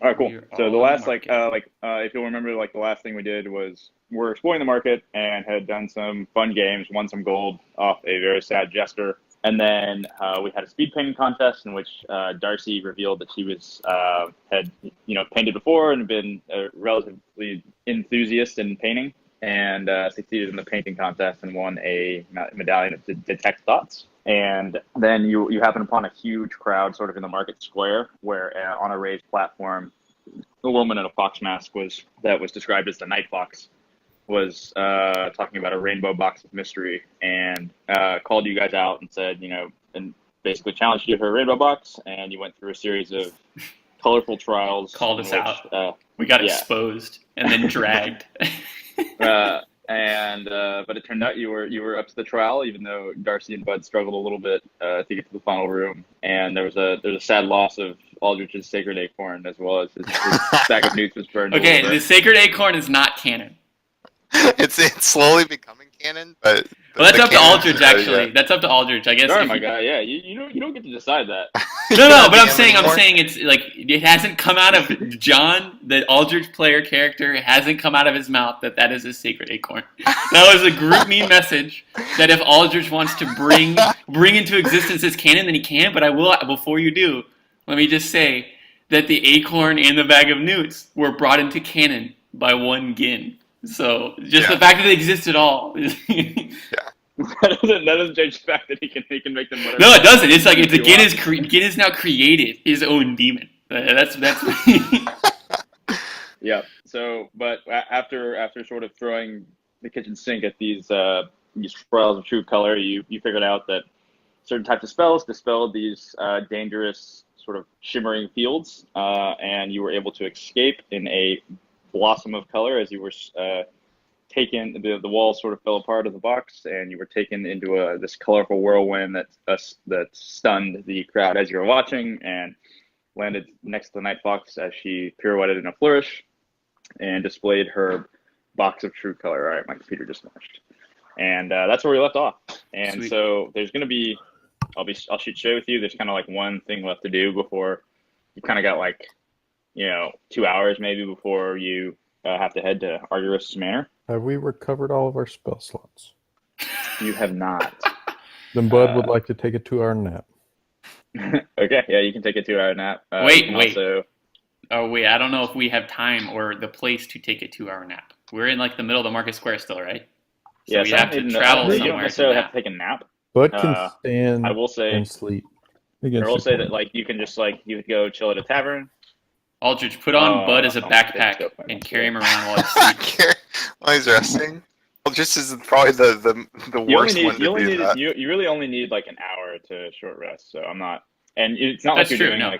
And a short rest doesn't... Technically, whenever we went to the library and we're reading, that was a short rest. Because as long as you're not you could just be walking around. Like what we were doing in the puzzle room couldn't be like short rest time, obviously, because we're active and we're like trying to figure stuff out. Exactly. And we're using spells, but if you're like just like sitting around eating at the market, I would definitely count that as a short rest. Like you don't even nap in order to recover your spell slots. But you, again, in order to recover your spell slots as a wizard, you have to use Arcane Recovery, which you only get once per long rest. So you can use that and recover half your wizard level worth of spell slots, but you don't have time to do a long rest before you're required at Argyros Manor. And what spells have you used, Bud? What do you need it for? No second level. I used a bunch of shit in that fight in the alley. What did you use? Yeah, me. I used two level 1s and a level 2.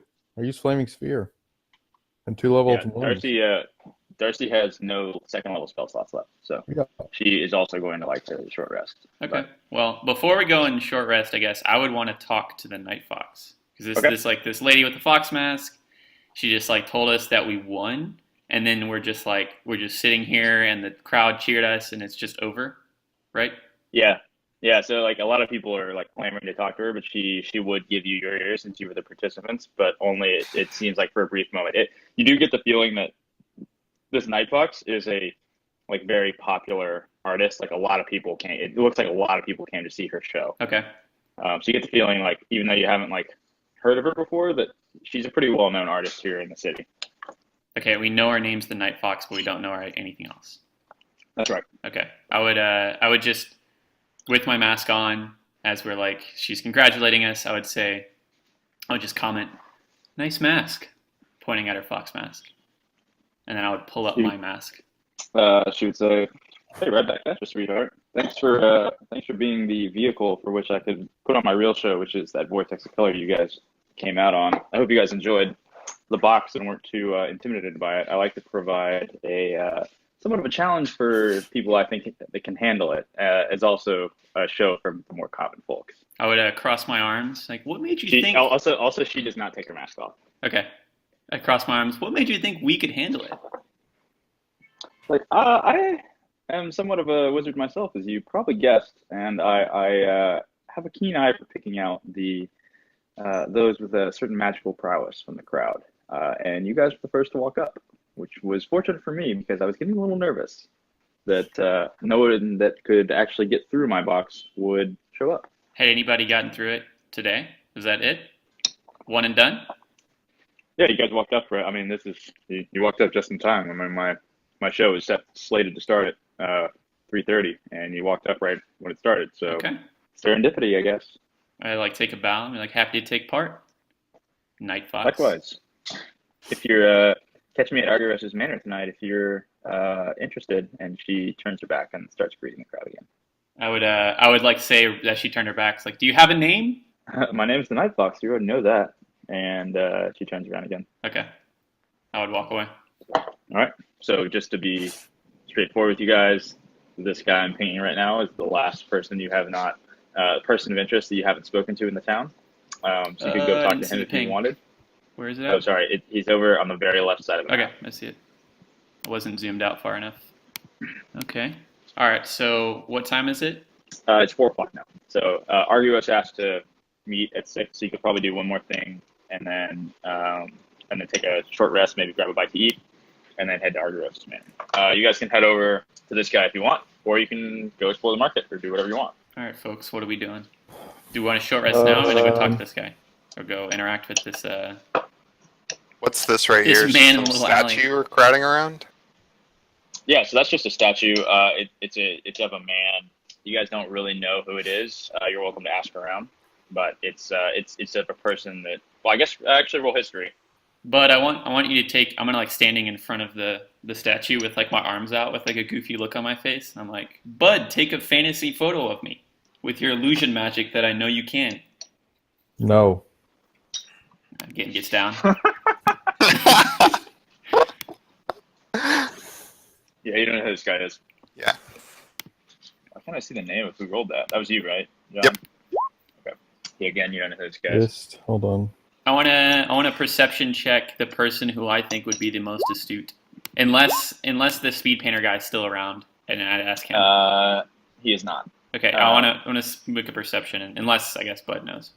Yeah, with that, you actually just you walk up to a person and he happens to know the answer. Yeah, so Darcy doesn't know either. Okay, I would walk up to the passerby, excuse me, who? And I'd point back at the statue. It's who's that man? The statue looks pretty prominent. Maybe a famous person. I mean, I guess he has to be famous. He kind of chuckles. He's like, you must not be from here. That's the founder of Tryvaelnistra. His name is Regulos Tribal, and yeah, he founded the city ages ago. You can see the statue is actually kind of worn, and it looks like it's pretty old. And maybe that it was here around. Maybe it was erected a long time ago, when the town was a little smaller, and this was when this was sort of the center of the town. And so yeah, he's like, oh, this is Regulos. He's our storied founder. He was a historic artist and patron, and wanted to find a place where those that perhaps weren't accepted elsewhere could express themselves freely. And so the statue's a bit of an icon here in Tryvaelnistra. He was an artist himself, you say? That's correct. What was his great defining work, and would I be able to find it, whatever it may be, painting, book in the library? He was lesser. Yeah, he was certainly an artist. This is known. I don't know that you'd be able to find his works. He wasn't necessarily reveled for his great artistry. He was certainly a great patron of the arts and a founder of the city. But he's not necessarily known specifically for his artwork. He had a passion for it and did it as a hobby, but certainly wasn't a painter by trade. I see. Well, you seem to know a lot about him. I'm glad I found you. Happy to help. Welcome to the city. Hope you're enjoying the masquerade. Yes, I am. What kind of mask is this guy wearing? He has a koala mask on. Oh, wow.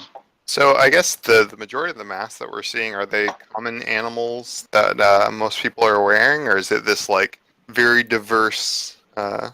It's extremely diverse. Okay. And some people are already wearing animals. Like you saw, the librarian was wearing a book for a mask. The Night Fox was wearing an especially intricate mask that was very specific to what we would the humans would recognize as a Japanese fox mask.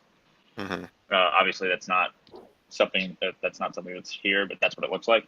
And so you're definitely seeing all kinds of masks. Like there's like scary looking, like more frightening looking, like fiend masks and stuff like that, or if like some kids are wearing them and running around scaring people, and other people have like dragon masks and stuff like that. It's a very diverse mix of people, and you get the sense that it's more just people trying to express themselves and like have a good time in the masquerade. And a lot of it looks like there's a lot of the masks. It looks like it was sort of a point of pride for the people wearing them that they put up a lot of effort into them. So a lot of them were like really, really good looking. Remind me again what masks everybody else is wearing. The Aldrich is dressed like a dinosaur. Mm-hmm. Yep. Bud is wearing that mantis bug. Mantis. So it's sort of like tan with huge black eyes. And Darcy's a red panda. Panda. And it's a wolf. That's hilarious. Okay. Gen's wearing the wolf. Okay. Regulo. So Regulos. Regulos. That's right. Name sounds familiar.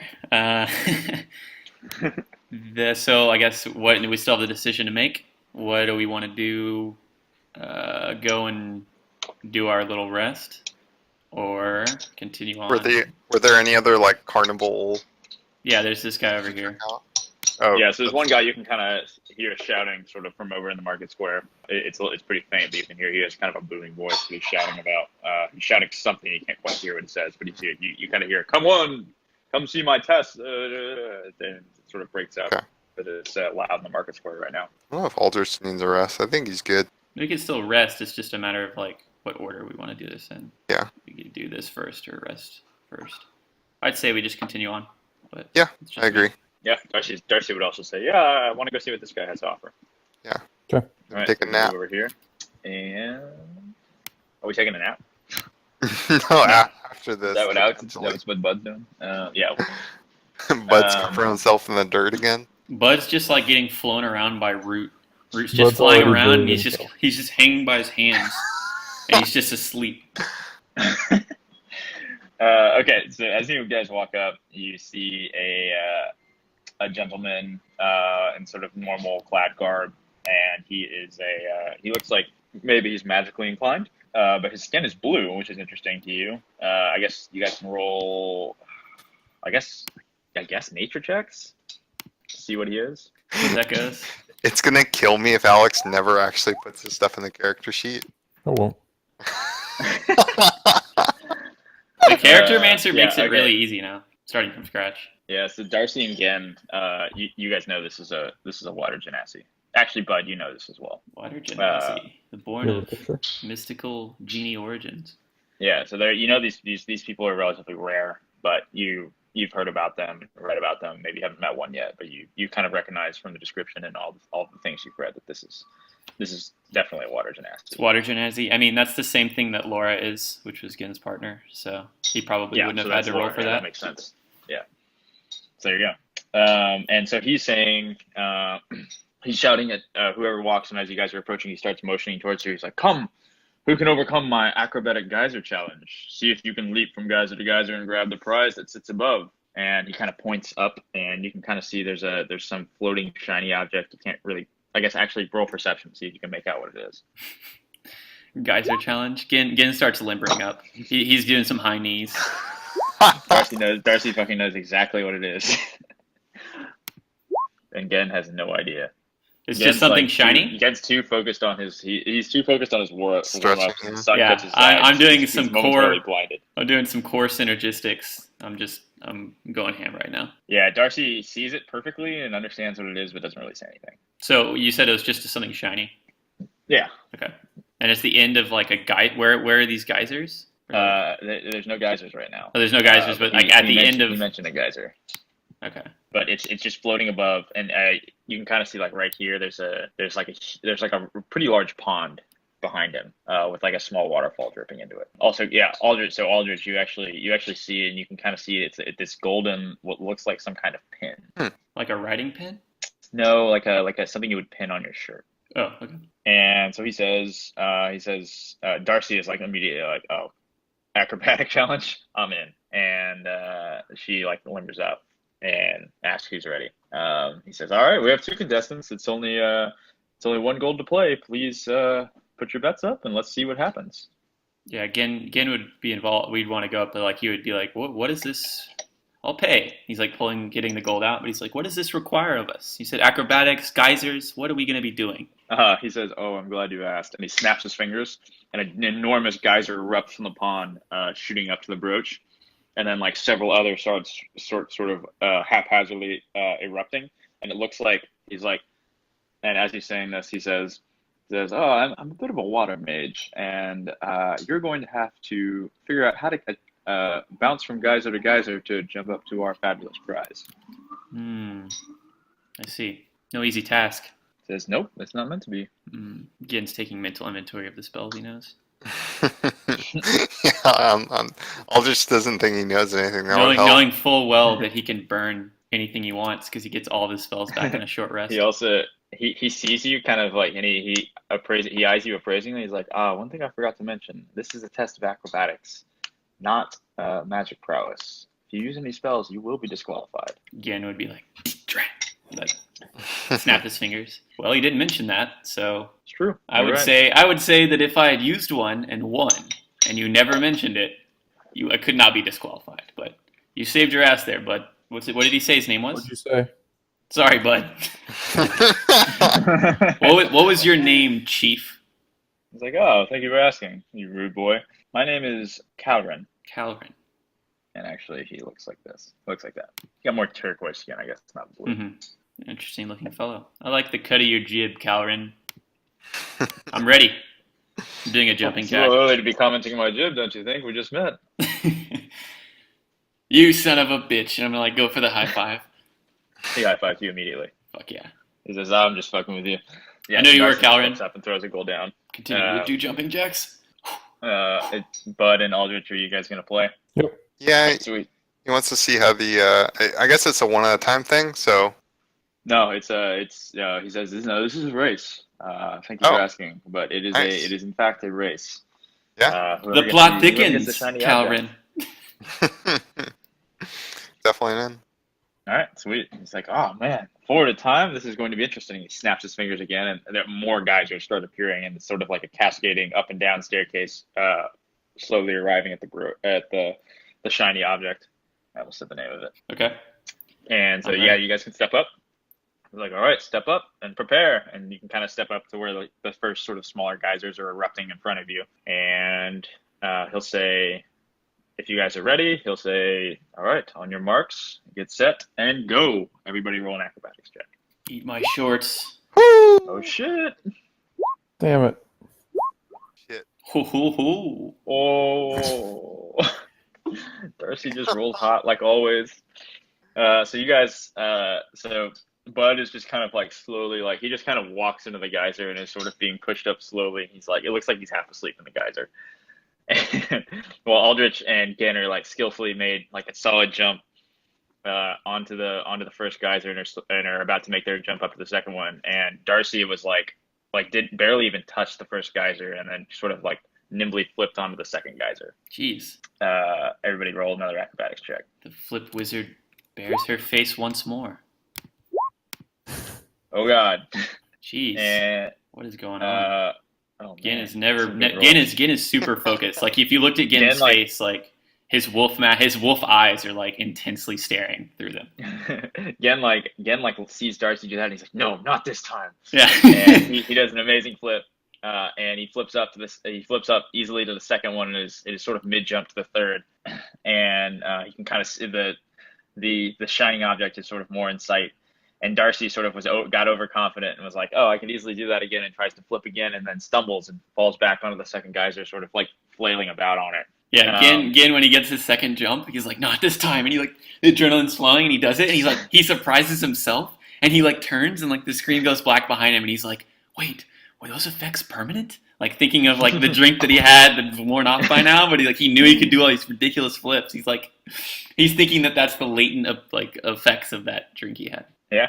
And then Aldrich, you're not far behind. Like you again did like a very adept sort of backflip up, and you're sort of like ready to pounce up to the third geyser and you see again you're kind of like. You realize you're just a half step behind him, and everybody will. And his big beady eyes to analyze like the geysers. Yeah, you're Galifianakising right now. All Oh, right, and baby! roll again. Oh, that's what you want. Oh no, Darcy! Oh shit! Give me the gold. What's it gonna be again? All right. So, Oh, again, got it. yeah, I Okay. forgot to. So, Bud, again, you're kind of just struggling. You're sort of like again, just like waddled into the second geyser, and are sort of like going up. Bud, you're again sort of just stumbling up and not doing a great job. Darcy, straight up, like tries to falls in the water. flail out of like where she is in the geyser and accidentally rolls off and falls down to the pond, gets totally soaked in pond muck.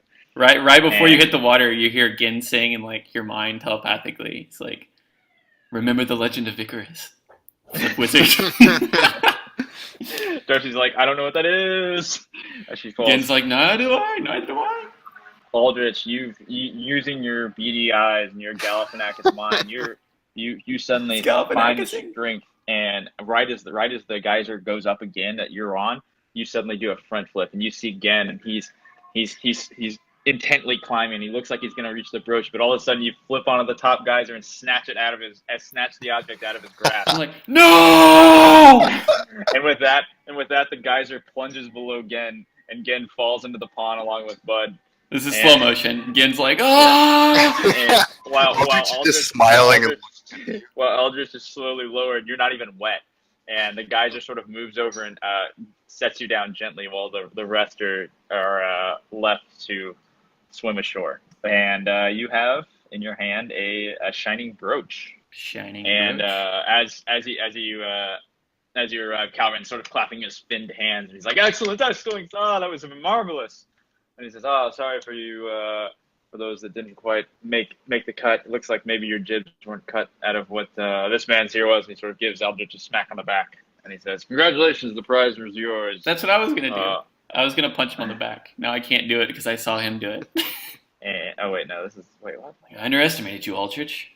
Since when are you a flip wizard? Am I the only non-flipping magic user here? And then he looks at Bud and he's like, "Oh wait." And Aldrich, you now have he's the tank. Now have a brooch of shielding. What the hell? Which is somehow magically lore, given that you're the abjuration specialist. But that's what Calvin says. Here you have a brooch of shielding. It will protect you in your time of need. Resistance to force damage. Okay. Yeah. Anytime anybody tries to push you away, Nice. You'll find yourself resilient to that damage. As well, I'm sure you've encountered some fellow wizards, but if anyone ever tries to use magic missile on you, it will have no effect from now on. Wait, this means that if I cast my Eldritch Blast on you, then to like move you out of the way, then I can move you and you take half damage. So like this could be like beneficial in the future. Like that is in fact what that means. Yeah, that's interesting. I can move you 10 feet from a distance, Aldrich, without like really seriously harming you. I think there's some other spell that I have that makes me invulnerable to magic missile. Like a spell? You're now invulnerable. Doesn't shield do that? If you're wearing that. You have to use a spell. Yeah, shield. Yeah, shield does. Yeah. Yeah, no, I mean, Aldrich is definitely happy with his brooch, and he kind of puts it on his cloak, and he has like a beaming smile, and he's really happy that he won that. If Gin like learned what it was, I guess if he like told us, like he just told us what it did, Gin would like step back. He'd be like, "You want to try it out?" And he like put his hand out and like to blast you.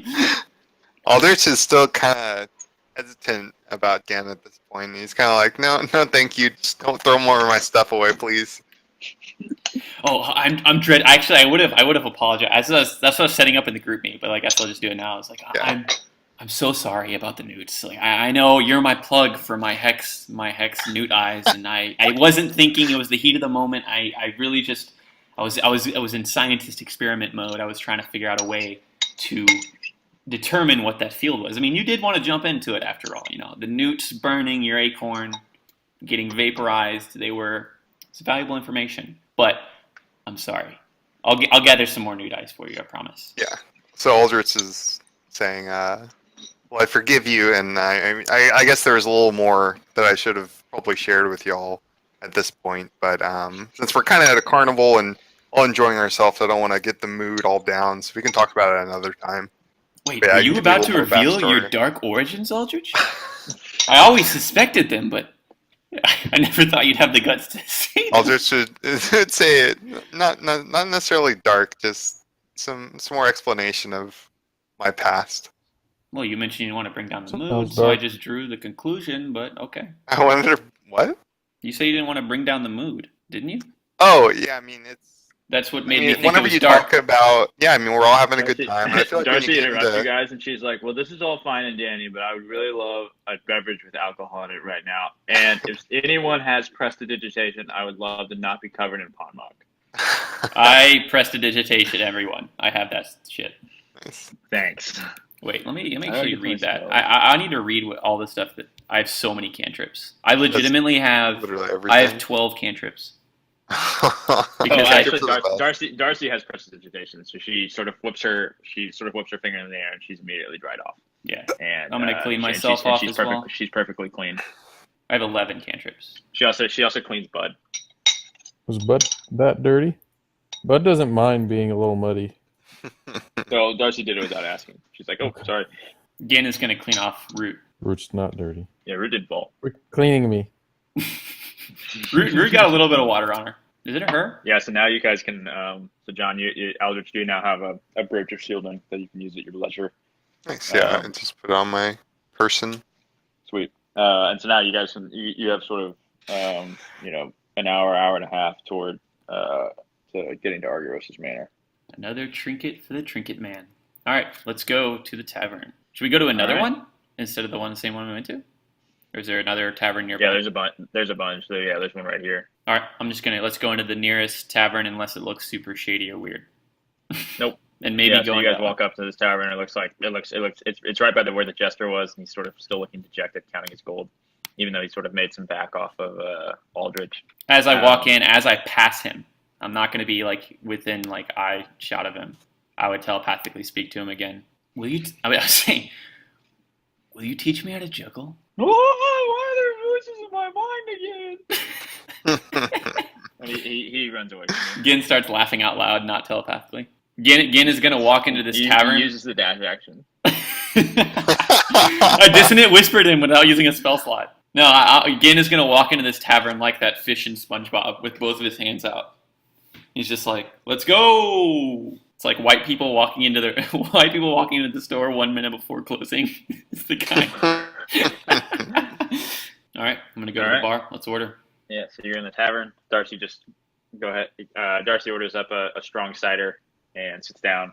It's like, oh, I'm mad I lost the acrobatics challenge. Gin would order something equivalent to like whiskey, just a little bit. And he'd sit down next to you. Like, well, by my count, each one of us won, or at least were the contributing factor to us winning those challenges out there. And he kind of like counts it on his hand. He's like, I hit the plates, fuck with the jester. You won the speed painting, looking at Darcy. He's like, Bud was the one who inevitably figured out the puzzle box, and then Aldrich won the geyser. I'm like, pretty cool. Aldrich gets the fantasy equivalent of a Long Island and sits down with the Whoa, table. Aldrich, what the fuck are you doing? He wants to celebrate getting his brooch. He's excited. We're trying to take a short rest here. We're not trying to get rowdy. Hey, let the man live. Yeah. Darcy. Fair enough. Hey, let the man live. Rowdy with Darcy his new says. brooch. He's kind of eyeing some of the women at the bar It's a and like brooch, asking John. y'all It's a brooch.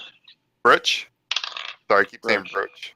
Brooch and brooch are like the same thing, though, right? Brooch or brooch? I think it's brooch. Isn't If it you brooch? broach a subject, that means you're like approaching it. But if you brooch, then it's Brooch. spelled like. I always thought it was brooch. I've never heard the word brooch in my life. Well, it's.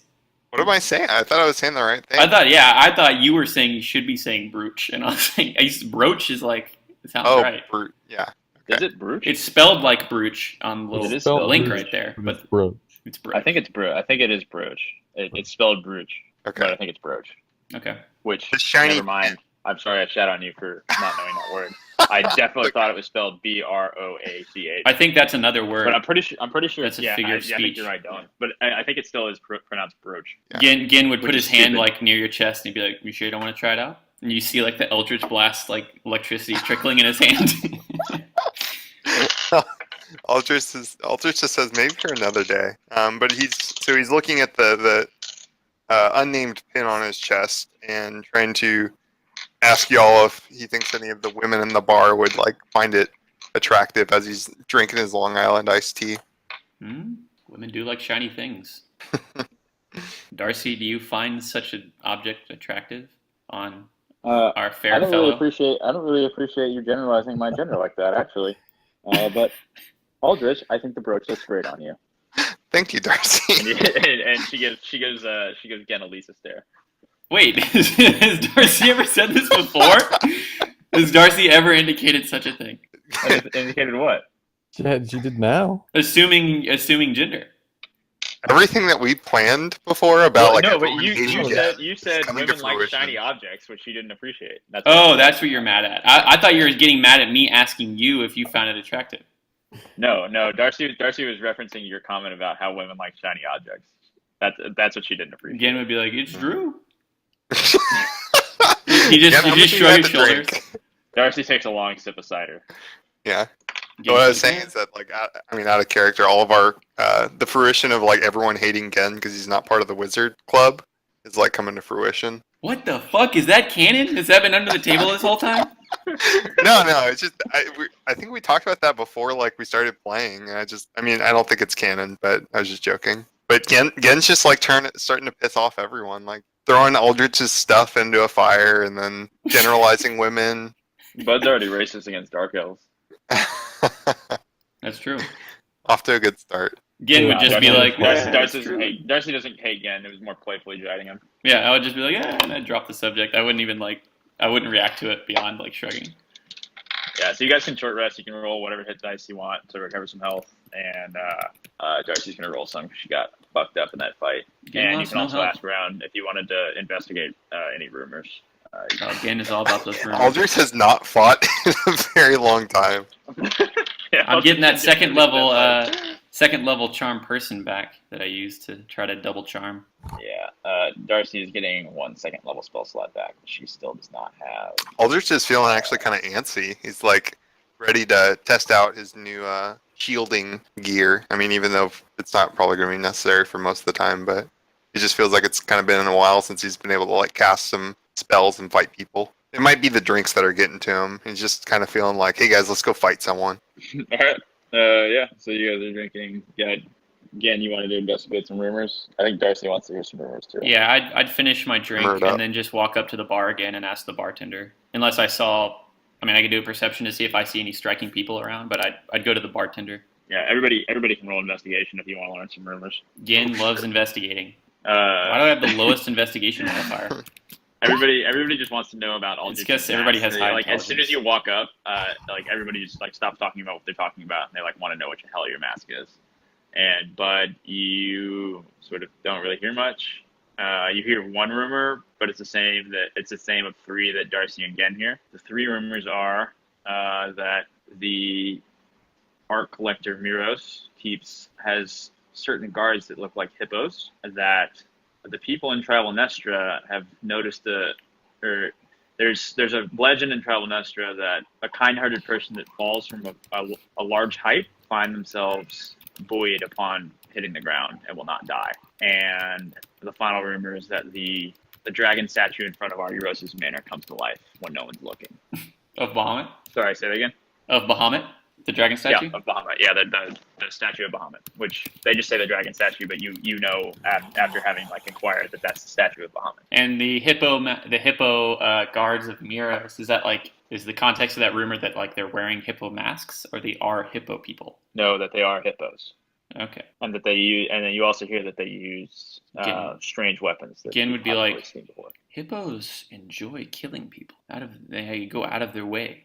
They like the taste of. He's like, oh. What? Like, you can make me roll nature to see if I confirmed know that, but you can also roll nature to know what he's talking about. Oh shit, Darcy knows exactly what he's talking about. Yeah, I want to say Aldrich like hears what Gun's saying and then calls BS on that. No, they're vicious creatures. Yeah, but they don't enjoy killing people.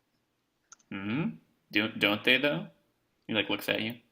He's like this is like a loose rumor that he's heard before that he's now melding with this rumor. Yeah. You don't want to get caught in a swamp with a hippo. It'll fuck your shit up. Yeah. Yeah, so you know that there are a certain race of not particularly nice, sentient and intelligent beings called GIFs, GIFF, and that they are in fact like hippos that sort of stand on 2 feet and have humanoid-like tendencies. Gin would. What would I need to roll to see if I like knew? So that nature check is me saying like I did not know these people existed in the world. Yeah. Okay. So Gin would be Darcy like surprised. Darcy and Aldrich do know that. Okay. Gin would be like, given everything I've seen, it's like hippo people gifts. How have I never heard of this? He like takes his notepad out and makes a note. He's like, Bud, how have you never heard of this? Aren't you from the wilds? Do these people not live in the wilds? Maybe I don't know anything about the gifts. No, they're sophisticated, intelligent beings. They do not live in the wilds. They tend to. In fact, they exclusively do not live in the wilds. No, okay. I was just assuming because they're animals that they are from. Yeah, they're not animals. Swamplands. They're intelligent. They're intelligent humanoid beings. Okay. Like actually, like extremely sophisticated beings that like use technology and stuff like that. Okay. I was like, are they here in Tryvaelnistra? You'd ask Darcy and Aldrich. I guess this confirms it. I think Darcy and Aldrich should both know that they're pretty rare beings. Well, but you'd also know that they're sort of renowned hunters, and that's sort of their thing. They hunt with certain weapons you don't really see much on the continent. Well, Miros is a known antagonist here in this city, based on what we've gathered. And actually, that would prompt Gin. He's like already has his notepad out. He's making a note about the gifts. He's like, oh yes, my case notes. And he like smiles. He's like, I know we're on vacation. He like puts his hands up. But he's like, but I couldn't help myself. So hold on. Gin's like, I've been taking notes as I do, and he has this little like infinite notepad before him. Since we entered Tryvaelnistra, kind of gathering information as I do. And he's like, well, these are the things that I've learned, or that we've learned as a group. And he starts like going off the numbers. He's like, number 1, there's fucking airships here, and ability enhancing alcohol exists, and it's all here in Tryvaelnistra. And then he's like, number 2, even in a city as enlightened as this, there are thieves and ruffians in back alleys attacking women. He's like, that's unfortunate. I figured Tryvaelnistra would be better, but I guess every area has their criminals and whatnot. He's like, number 3, Argyros, legendary art collector and purveyor of the show, will be attending this evening, exactly 1 hour early. Is also a skilled swordsman, and either fortunately happens upon commoner artists in the common district fighting off other rogues to save lives and art, or he haunts such places frequently with such ends in mind. He's like, number 4, there is a big man, of which our new friend Reginald, aka Skunk, spoke of as the employer of the ruffians, who has, quote, big plans for the masquerade this evening, as we learned from them. There's a warehouse nearby, presumably filled with ill-gotten gains, such as art from commoners. And the name of this big man starts with M, who we later learned is now Miros, human male known for his fire magic. He like turns the page. Number 5, Quinan, my new favorite Far Realm artist, makes his residence here in Tryvaelnistra and might be at the festival. And Will, do I know like what race Quinan is or what he looks like? No, you do not. Okay. You're like, I have to be on the lookout for him. Number 6, Number 6, the librarian's name is Alondra. She is quite pleasant. He like turns the page quickly. Number 7, there's a masked ghost. Darcy says, again, likes Alondra, right? You put the page. He's like, number 7, there's a masked ghost which haunts the marketplace here at midnight. And he like puts the notepad down and he like steeples his fingers. He's like, well, we have a lot to think about. And he just sits there and like he realizes his drink is gone. And he just like sets it aside, continues thinking. Yeah, Darcy would say, I'm really enjoying the masquerade here. I think it's really fun. I'm glad we were able to save that woman, but also all the stuff we've experienced is something I would never have been able to experience where I'm from. So I'm really enjoying my time here, guys. I appreciate you guys acquiescing on my request to come here. Of course. Yeah, all just having a great time. Yeah. Seeing a lot of interesting masks, drinking some nice drinks, winning some nice prizes. Couldn't be happier. Hanging out with some of his buds and Bud. I'm not one of your buds then? No, I just had to be specific. He's like, all my buds and Bud. No, that's definitely one of my buds. Laura, Aldrich always takes care of Bud. Yeah. Bud prepares nothing. I thought a flame sphere was about to dunk on Aldrich's head. Which actually, if you weren't investigating stuff, you could actually prepare some other spells if you wanted to rearrange and shit. Ooh. I'll say everybody can rearrange and shit, actually. That doesn't matter for me. Yeah. So with that, you guys can head to Argyros' Manor whenever you feel like, at your leisure. Aldrich is gonna try to change some of his spells around. All right. What he's gonna do, I don't know. So, are sorcerers get all of their spells at all times? Warlocks. Warlocks do? Sorcerers have a similar thing to Arcane similar to Recovery. wizards. Sorcerers can use sorcery points to get their shit back. Yeah, so I like remade Gin and like the character mancer. So I have all these like features and traits like all written out that I can like click on to like show, which is cool, and like read. So that's why I have so many cantrips. Is I learned 3 cantrips whenever I leveled up to a level 3 warlock. So I'm a 3 warlock and a 1 sorcerer. And this I took the Pact boon, which I get this or Pact of the Tome Pact boon, which I get the Book of Shadows, which is like my spell book now. And I get 3 cantrips from any class's spell list, which I took Vicious Mockery, which is a bard ability, Sacred Flame, which is clerics, which does radiant damage, which again is very familiar with how powerful radiant damage is. And then the other one was Guidance, which y'all have encountered. Guidance is good as shit, and it's kind of like in social situations, it's kind of busted, and it's kind of weird if I just cast Guidance every time we're doing like ability stuff. Like I should have cast Guidance on myself, or tried to secretly cast Guidance on myself while we were doing like the geyser thing. Did it during the speed paint, but that guy probably would have caught me. Okay, I'm ready whenever. I'm just looking at stuff. All right. Yeah, we can go to Argyros' Manor whenever you guys want. So we will now head over to Argyros' Manor. So you guys actually passed the manor when you were coming into town, so you kind of know where it is. Is it like dusk at this point, like evening, I guess? Yeah, it's around 6 o'clock. The sun is sort of starting to wane in its light. It's still sort of, you can see everything still because it's kind of like spring, summerish. But but it is starting to sort of get a little lower in the sky. Okay. As we're walking there, I'm gonna cast Dancing Lights, which is like an at-will like drow power. It's cantrip, and it produces 4 lights of different colors, and I'm just gonna like cast them around each of us, and I'm be like, yeah, art, as we're like running through the city, and I'm like waving my fingers around, and all the lights are like dancing around us, and I'm just like, come on, like I'm trying to like meld in with like what I assume is a lot of still festivity and stuff happening around me. Yeah, it's definitely the festival is a buzz, and there's a decent amount of people. You can actually hear a decent amount of people talking about the art show that they're excited about. And you, as you're walking, Darcy's definitely like super into it. She sort of is bobbing with you and smiling, having a good time. Well, you can't really see it. She's smiling because she's got her mask on. But yeah, I'm just like dance walking. And as you're walking, like you see a couple kids in masks like walk around, and they see your dancing lights, and they sort of jump and grab at it and giggle and then run off.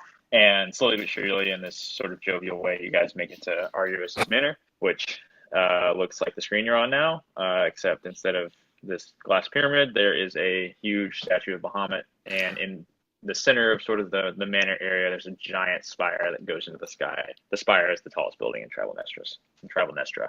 And so you sort of walk up to a gate. There's a huge sort of giant black fence / gate surrounding the perimeter of the manor, and you walk up to sort of where the main entrance is, and there's a guard standing there.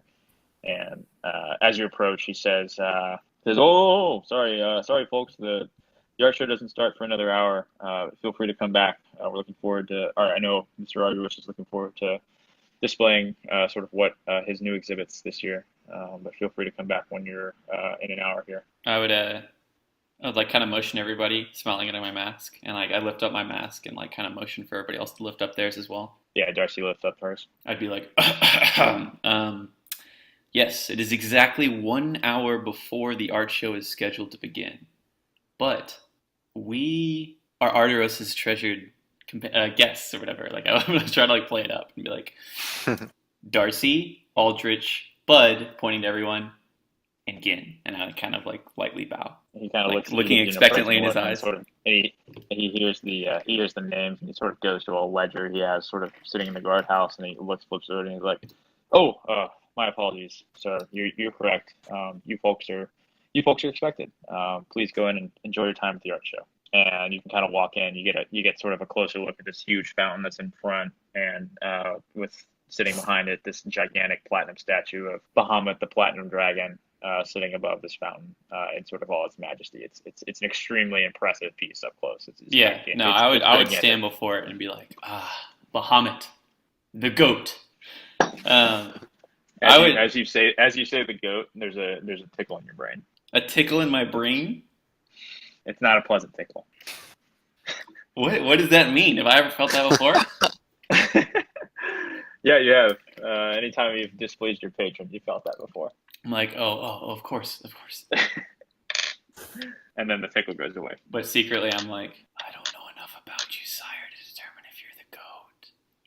I know a lot about Bahamut. I'm like telepathically speaking to myself. I believe that's called thinking. Yeah, no, but like I'm telepathically doing it, so like I'm like trying to mask it for my patron is what I meant. Okay. All right. Yeah. I believe that's called thinking. Yeah. No. I mean, I'm like trying to like mask my thoughts.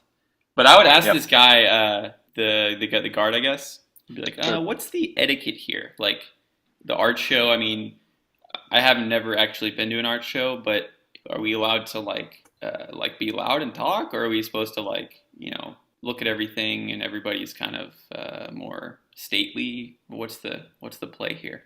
He would chuckle and say, Mr. Argus is a little different than the rest of the art shows you'll encounter here. He certainly wants you to be respectful of his guests and their appreciation of the art, but he certainly by no means expects you to behave like some stuffy noble. Don't worry. You're welcome. You're welcome, and you're welcome here, and especially if he invited you as an honored guest, you're certainly encouraged to have a good time. I wouldn't sweat the dignitaries here. It's good to know. We can start heading in. Yeah. So as you guys approach, you walk past the huge statue of Bahamut, and one thing. Sorry, I'm going to retcon this real quick, but the guard would also say the only thing I would recommend is not touching any of the pieces in Argos's manor. He's extremely jovial and kind, but he does not take kindly to any abuse of his hoard, as he calls his collection. And he chuckles and sort of sends you on his way. Yeah, with that, so you guys can go ahead and go into the manor. And so you pass the giant statue of Bahamut.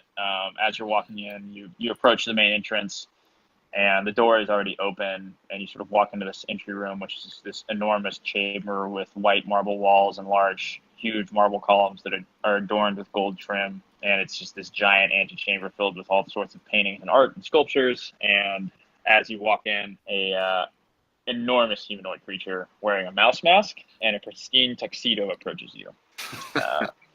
And he is holding a tray with a bottle of wine on it, and a deep voice that says, "Oh, you must be the ones that Argyros mentioned. My name is Winston, and I'm the head of Argyros' staff. Please follow me." And everybody can do a perception check on Winston. Sure. Yes, sir. Yeah, so again, I guess with that roll, you would sort of see that just looking at Winston, by just his height and his just sheer girth, he literally looks like Terry Crews in a tuxedo. Like he's that jacked, but he's like a foot taller than Terry Crews would be. And I think this is a Goliath. Yeah, you recognize that Winston is likely a Goliath. Big boy. Yeah, so you guys follow Winston through this columned entry room, and like I said, it's lined with all of these sort of beautiful paintings and sculptures, and sort of as you're passing through this hallway, there's a bunch of different wings that sort of extend out in various directions that appear to be dedicated to different art forms. You see a couple just titles. One says sort of lost histories. Another says landscapes. Another says first era art, and so on. So there's a ton of sort of hallways stretching out, and there's various signs that list sort of innumerable other exhibits that you can go see. And as you follow Winston, he leads you to a room that's sort of towards the back of the manor, and it has one of the walls, the back wall of the room has floor-to-ceiling windows that leads out into this expansive garden behind Argyros' manor. And you see that Argyros himself is overseeing the hanging of one enormous painting, and the painting looks like this. And it literally takes up the entire wall. So it's a massive, grandiose piece of art. It's extremely well detailed. Does that look like a real place in the world? It does. That I would know. I guess. Roll. What is the roll nature? For that? Yeah. Actually, roll. I don't know insight. if nature's just people or Yeah. just types of things versus like landscapes. You said insight? Roll insight, because you're basically looking at something and it's trying to figure out what it depicts. So yeah, this looks like a place that's not too far from Tryvaelnistra. One half of the painting, sort of that right half, looks like the jungle of Angmar. Am I saying that right? Sounds right. Yeah, the jungle of Angmar. and the mountains that are depicted appear to be where the Blackstone Mountains touch the jungle of Anwar. Yeah. Okay. And so that would be those mountains that are extending into the back. Sick. And Argyros turns around. He's still got his ridiculous paper mache whale mask on. He turns around and he's like, and he takes his mask off, and he sort of gets down off the stepladder that he's using to help hang this painting. And he runs up to you. He's like, my friends, I'm so glad you made it. I appreciate you coming on early notice. I see you've met Winston. Winston, could you get us a couple glasses of wine and pour yourself one while you're at it? And Winston says, aye, sir, I would be happy to do that. And he sort of walks off. And again, Argyros kind of claps and rubs his hand together. He's like, again, I'm excited that you guys are here. I'm hoping to show you some of the fantastic art I have here. We have a sort of main event ready for tonight. I think you'll be excited, but I wanted to give you sort of a private tour of my collection. Anything you're interested in looking, I don't think we'll have enough time to sort of explore the entire collection. Anything you sort of want to, what piques your interest or take a look at? Sorry, I'm babbling, but it's good to see you all. Yes, of course. Thank you for letting us in early. Your manner is quite impressive. If I might say so myself, the Lost Histories caught my eye. As far as the tour, I'd definitely want to hit that one. Sure, absolutely. I think there might be a few things of interest for each of you there. And he said he sort of like he looks back at the painting. He's like, okay, it looks just right now. And he sort of nods to the guy that was helping him. And the guy nods his head and sort of walks off. He's like, I'm particularly pleased with this one. I'd point at it and be like, have you been there, Argyros? He smiles at you and he's like, well, yes, I've done a bit of exploring there myself. Gives sort of a wry smile. And he says, yes, that's the Blackstone Mountains, a place I have a particular affinity for, their majesty and sort of power they contain. And I've also done, as you might be aware in terms of your studies of geography, but this is sort of depicting the area that's sort of closest to the city of Tryvaelnistra. You have to traverse the jungles of Anwar if you're going through on foot, which is certainly not the most pleasant of tasks, but I've made the trek more than a few times, and it's certainly a majestic place if you've never traveled there. I haven't. I hope to one day. Well, excellent. So you all wanted to have a tour of my manor here. I think I can direct you in the same way. First, I'd like to get to know you a little better. If you don't mind, could we chat without the mask? Gin probably would have already pulled his up. Yeah, I think Darcy did too. Aldrich will hesitantly do it just because he likes his mask, but he's willing to open up. Okay. Go ahead and keep your mask on. Yes. Okay. Is that? I'm assuming that's how Bud did it. Where he was like, and then he pulled it up. Bud actually would. I wanted to. I thought about it earlier and then I forgot. Like before we went in, I wanted to essentially disguise myself in something else, put a mask on, and then take it off, so we can at least have somebody who's we've already given them everything, like our real names, real faces, everything, and it's like it seems like how suspicious is Bud? If you can disguise yourself, you would always be disguised. There's no reason not to be. That's Bud's character trait, maybe. Yeah. I mean, Gin but I didn't say it, so I'm just going to keep my mask on. I'm just not going to say anything. I'm essentially going to be mute. Be like, I'm going to telepathically speak to you. Be like, Bud, what's the deal? Aldrich is going to think, well, if he always has root, okay, I think so what that's do you? Be a pretty big giveaway. So what do you look like? I mean, I'm just going to keep my mask on. So you said, did you cast disguise self or so not? You don't take your mask off? Yeah, well, I'm just standing there, like I didn't hear anything. Okay, yeah. Argyros doesn't react to that. He's still smiling and being jovial to you, and he says, "Again, I apologize for not speaking more earlier. I know I mentioned I was familiar with some of your work, but I actually do a bit of moonlighting here as a detective myself. Gin's like squinting. I tend to not be particularly forthright about that, but I'm a bit of a fan of your work. And unfortunately, Tryvaelnistra, as open and receptive as it is of other people, it is not without its share of crime. As I saw. So I'd love to chat with you about some of the cases you've worked. I know you've worked a particular hairy masquerade, from what I've heard about. I look back at everybody and smile. I'm like, eh? Darcy's like, just sort of nods her head at you and puts her hands up. She's like, yeah, you weren't lying. It was particularly hairy. That's right. I turned back to him. It's like, I'm flattered. I'm honest. I'll be honest. People don't normally nature of my work group that I'm with, not a lot of people know about my work. So I'm both flattered and intrigued that you do. So thank you for the You'll compliments. find knowing things is something of speciality of mine. I kind of do like The Rock, like eyebrow raise. I was like, I could say the same for myself. At least I try. Yeah, well, I can see we were going to see eye to eye. He says, well, you wanted to check out the Lost History section. I think there's actually a subsection in there that I think might be of interest to you. I apologize for being a little forthright here, but you are in fact a warlock, correct? That's correct. And he would say, he said, excellent. I think you might find I'm not going to be so rude as to ask who your patron is, but you might find our section. I have a relatively interesting section on extraplanar entities and a colleague that I think might be of interest to you. He's here tonight, and actually some of his works are on exhibit. A colleague. I like lean in. Yeah, his name is Quinan. He's a bit of a reputable artist when it comes to the extraplanar entities that interact with our world. I guess it's my lucky day. Oh! So he sort of smiles and he's like, excellent. So we can check out our Lost Histories. And he sort of looks at Bud and he kind of spends a quizzical, he appraises you for a second and he looks at Root and he sort of it looks like you can make an inside check on what he's doing if you want, Bud. But Yeah, I will. Okay. You're getting Ethan hunted right now. Yeah, so he's very clearly like doing some appraising and like studying you with an intriguing eye, and he says, "But I don't mean to be rude. I'm extremely curious about this. But I'm curious about your relationship to this ethereal owl here. I can tell it's not sort of one of this plane, and if you'll forgive me, but it looks as if maybe you have some sort of acute relationship to this owl. May I inquire about it?" What owl? This is Root's here, right? Yeah, Root's on your shoulder. Okay, yeah, all right. So he's the owl on your shoulder.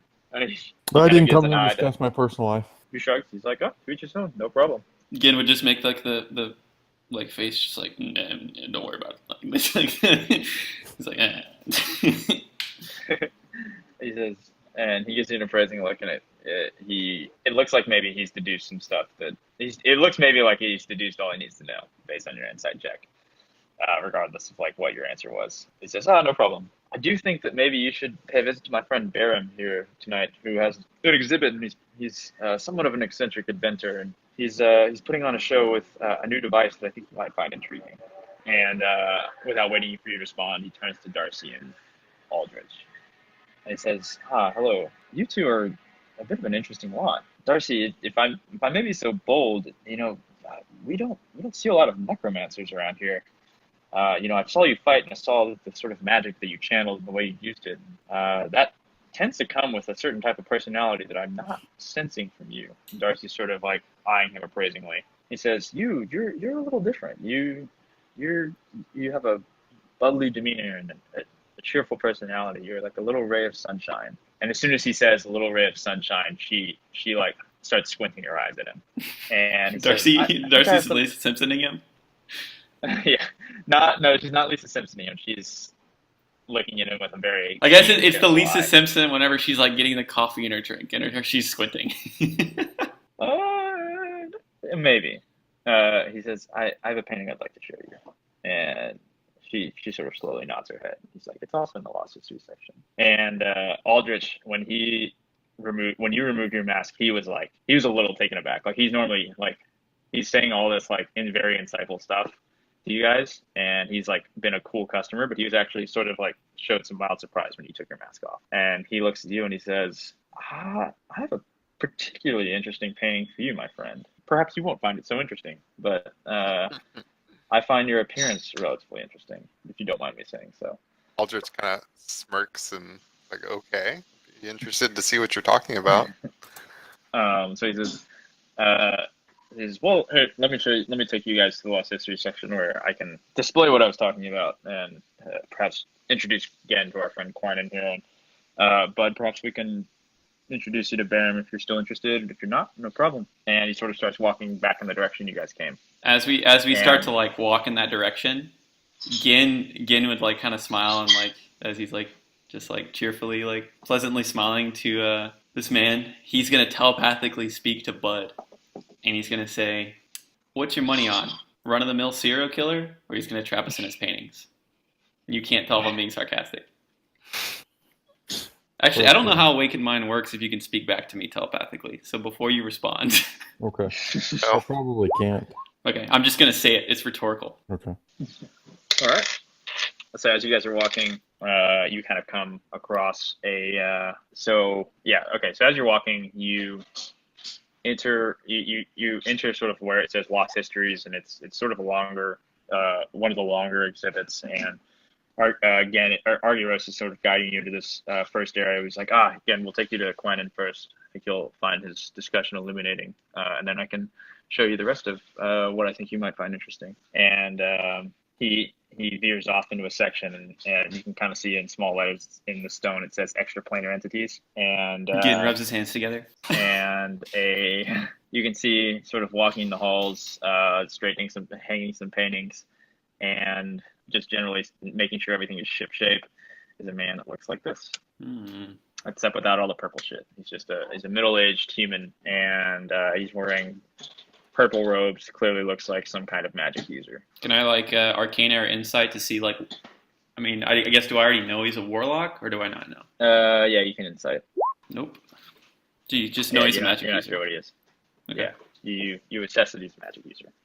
I would deduce, based on all the knowledge I have already, that he's a warlock, and I'm going to operate under that assumption. Yeah, that's fine. And so Argyros walks up. He's like, Quentin, I have someone I'd like you to meet. This is my new friend Gen here. He's a bit of a warlock like yourself, and I thought maybe the two of you might get to know each other. And I think Gen has expressed some interest in your art here, and Quentin sort of gives you an appraising nod and says, I'd be happy to speak with you. I'd reach out my hand. It's a pleasure to meet you, Quentin.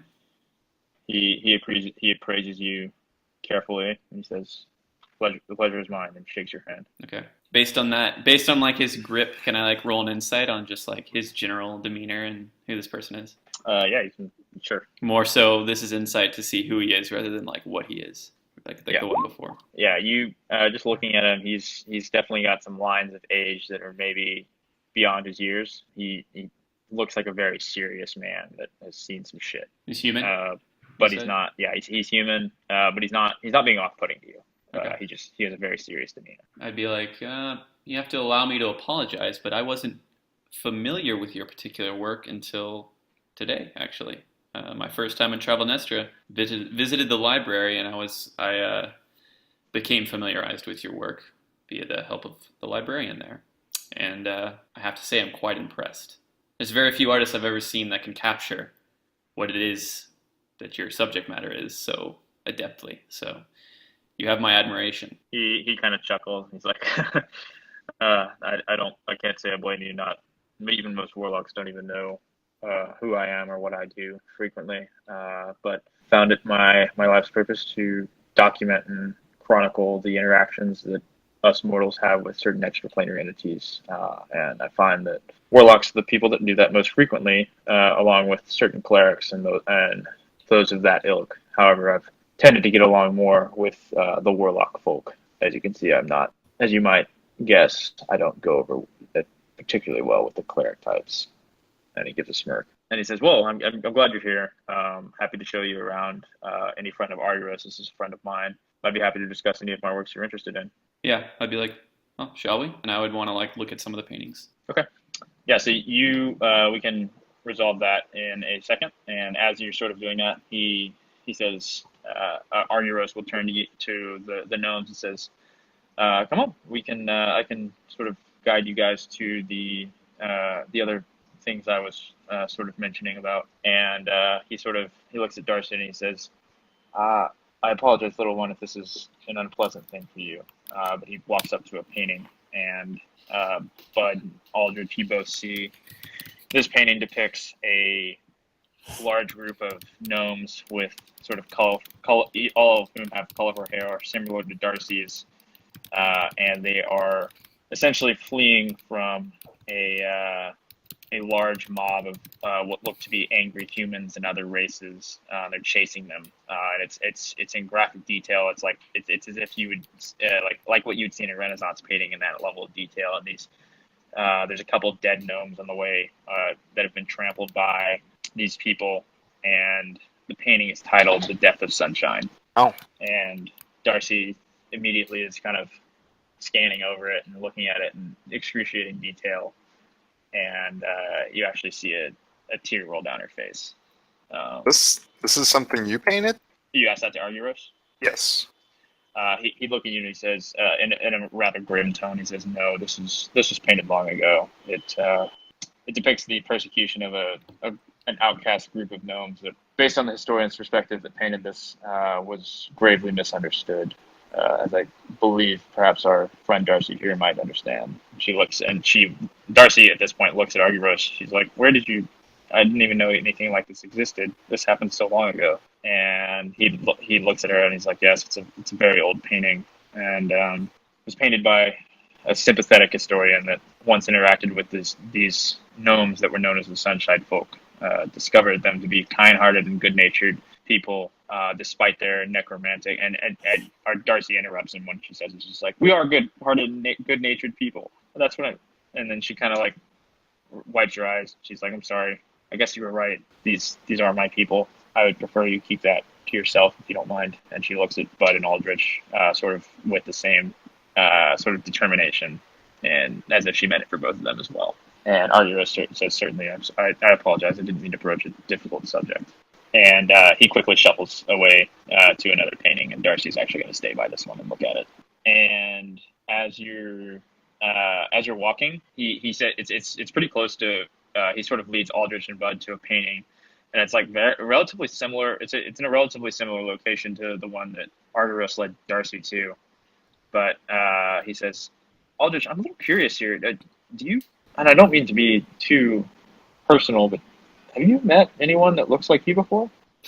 Aldrich responds, "No, I actually haven't. I haven't really met many people that look similar to me." So, he looks at you and he says, "That's interesting. I've never seen anyone that looks like you before, except in a particular piece that I own." And he walks up to a painting, and sure enough, there's a small painting that depicts a large group of gnomes at work in a forest setting, all of which look strikingly similar to Aldrich.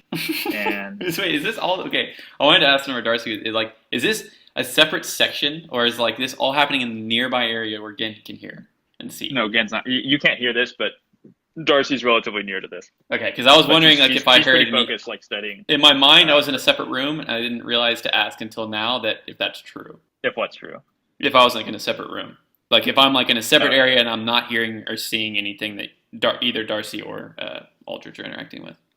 Yeah. And so he says, honestly, like this is sort of a myth, but the only thing that is known about this painting is that there's apparently a group of gnomes that looks like this that is hidden in the forest of shadows somewhere, but frankly nobody's ever seen them. But I'll be honest, I was a little disturbed when I first met you because you're the first person I've seen that's ever looked like that's resembled the gnomes in this picture. Aldrich just wants to inquire of like who painted this. Was it some famous painter, or was it just a random work of art that showed up, or what happened? It's about I believe it's about 75 years old. The painter was a wandering merchant who had a certain talent for the arts. And the way he described it was that he found himself lost in the forest of shadows for weeks at a time, and had been running out of food, and was apparently saved by this sort of group of unknown gnomes. And this is sort of his depiction of them. They apparently were relatively friendly, but nobody else has ever seen them. So a lot of people just sort of take it as hearsay, or that he was delusional from hunger or what have you. But he painted this, and it's an exceptional work of art. It found its way to my collection. I tend to inquire as much as I can about the paintings I purchased, but this is all I have to give you. I'm sorry. Aldrich is surprised. He's like, I never thought there was anyone else out there that was like me. I'd be interested to find this, as you call it, the Forest of Shadows. Yep. Yeah. So he says, certainly, I'd be happy to get you a copy of the transcript of what came with this painting when I purchased it, if you would like to go looking for your people, or if they are your people, I don't even know. He says, just like, yeah, I mean, I'd be down to find out either way. Yeah, at this point, Winston comes by and he's sort of dropping glasses of wine in everybody's hand. He stops by Gen first, And he sort of Argyros kind of takes Winston aside. He's like, Winston, would you grab a transcript of the of this painting for my friend here? I'd like a copy made so he could take it with him. And Winston says, right away, sir. And he sort of shuffles off. Aldridge is gonna kind of just sit there, like staring at the painting. Does And Aldridge know where the Forest of Shadows is? Aldrich, you can roll a history check, I guess. Is that what that would be? Yeah, I would say history. Yeah, so Dylan, you're welcome to jump in here, but the I Forest have of it Shadows pulled is up, yeah. yeah, the Forest of Shadows is essentially a forest on the northwest edge of the continent. In between Fallholt and Beckinsale, and above the Outlands. Yeah, Dylan, I don't have it pulled up right now. You're welcome to describe it, but Yeah, I mean, Forest of Shadows is like, it's actually known for like supernatural. Like, imagine like the forest in like Van Helsing. Like it's near Beckinsale for a reason. I'll just say that. So it's kind of like it's got a lot of dark supernatural type tendencies about it. And I mean, what did you roll? 17. Okay. Yeah, so I would say you would know that about it. You know where it is, obviously. And as far as anything about your people, I wouldn't be able to supply that. All right. With that, I think Darcy would walk over at that point, and she would kind of regain her composure, and she was like, she would look at you guys and say, Aldrich, is this your family or something? Aldrich is like, it might be. I mean, it was weird because my mother and father, I really looked nothing like them, so I was kind of surprised to see that there was no resemblance whenever I was born, but be interested to learn more about these peoples and to see if they are mine. And she kind of Darcy puts a hand on your shoulder, and she's like, well, maybe let's find them together.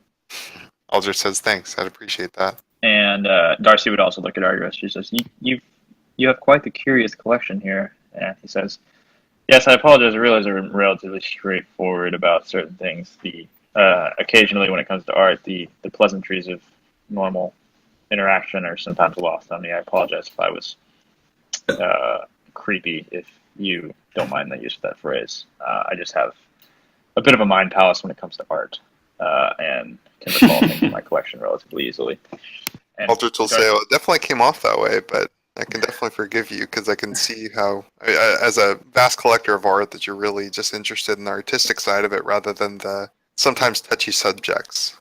Yeah, and I think, yeah, he like looks at Darcy at this point. He also he gets down on one knee and he says, "I'm sorry, little one. I should not have done that in front of your friends or in front of anyone else.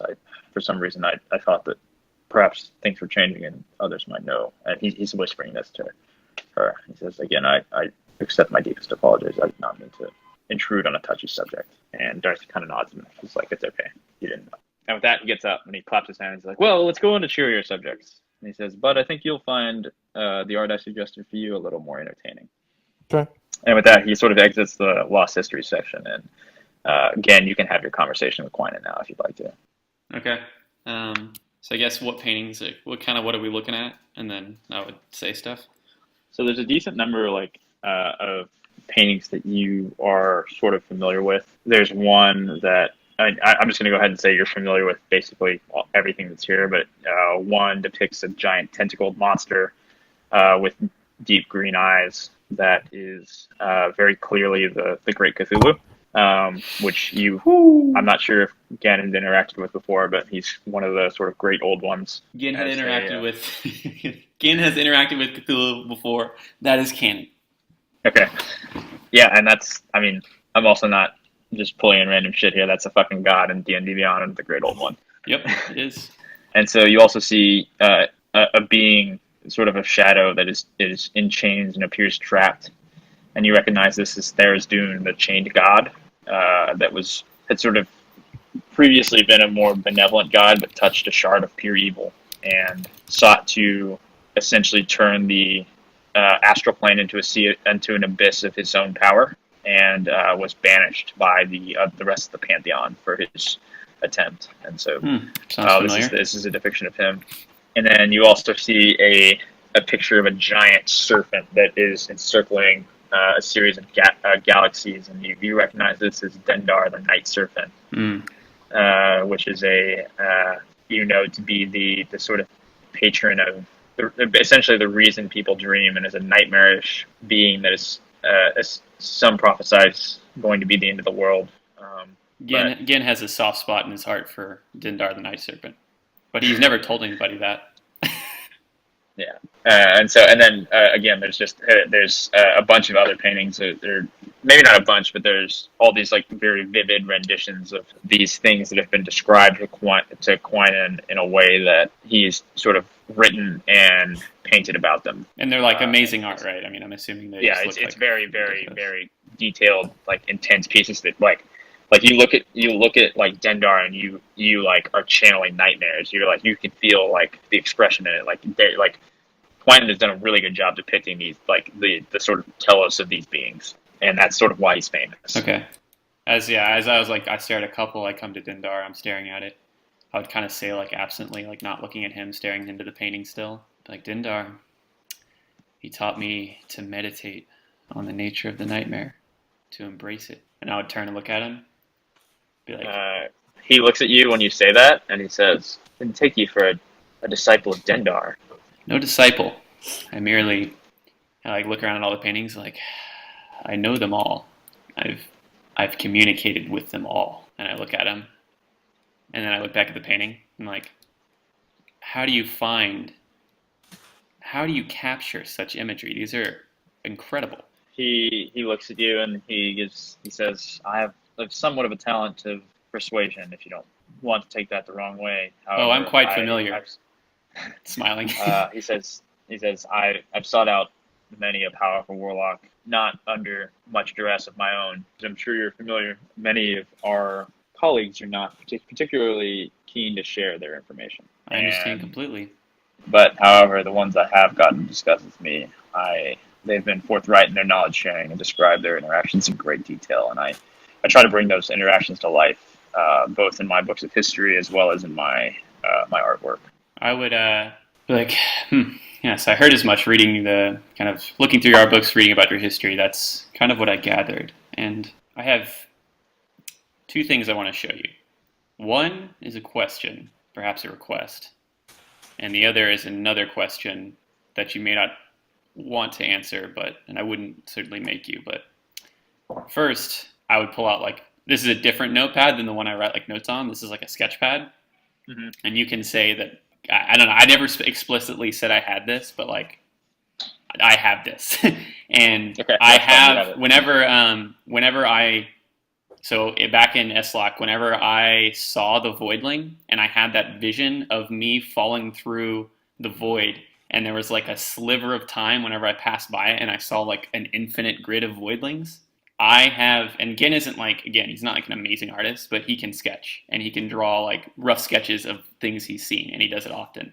And I have sketched out that infinite grid rows of voidlings. I mean, one of them is like prominent to show like what a voidling looks like, and then I have just rows and rows going back and smaller, kind of to scale on this sketch. And I would present this and show Quine and be like, what are these? And what am I looking at here? Give me your instinctual assessment, and I point at it.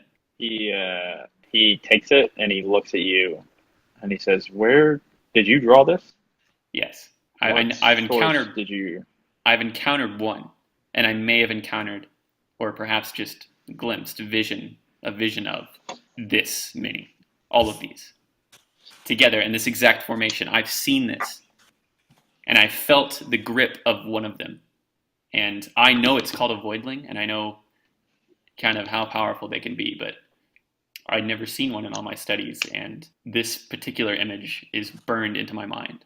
And if anyone might know what it was, I figured I'd show you. He's taken aback by what you said. He said, I've never met someone that's encountered a voidling, much less handled one, as you say you have. I certainly don't wish upon anyone that interaction, and certainly hope that there is not an infinite grid of them somewhere. I know very little of these voidlings, other than that they are malevolent, as I'm sure you were familiar with dealing with extraplanar beings that have a tendency to, I guess, perhaps have some similarity to me, but they have a tendency to suck the information and secrets out of beings, which does, where I try to attain information in a more willing fashion. Right. I have never interacted with one personally, and I don't ever wish to. However, that you interacted with one and survives is certainly a test to your fortitude. And he looks at you and he says, if you don't mind me asking, who is your patron? I was like, wow, that leads to my second question. And I have a sketch of Sire that I've drawn, and correct me if I'm wrong, but I saw a sketch that he drew in one of his art books of Sire. That was like the whole, like that was the prominent image I saw.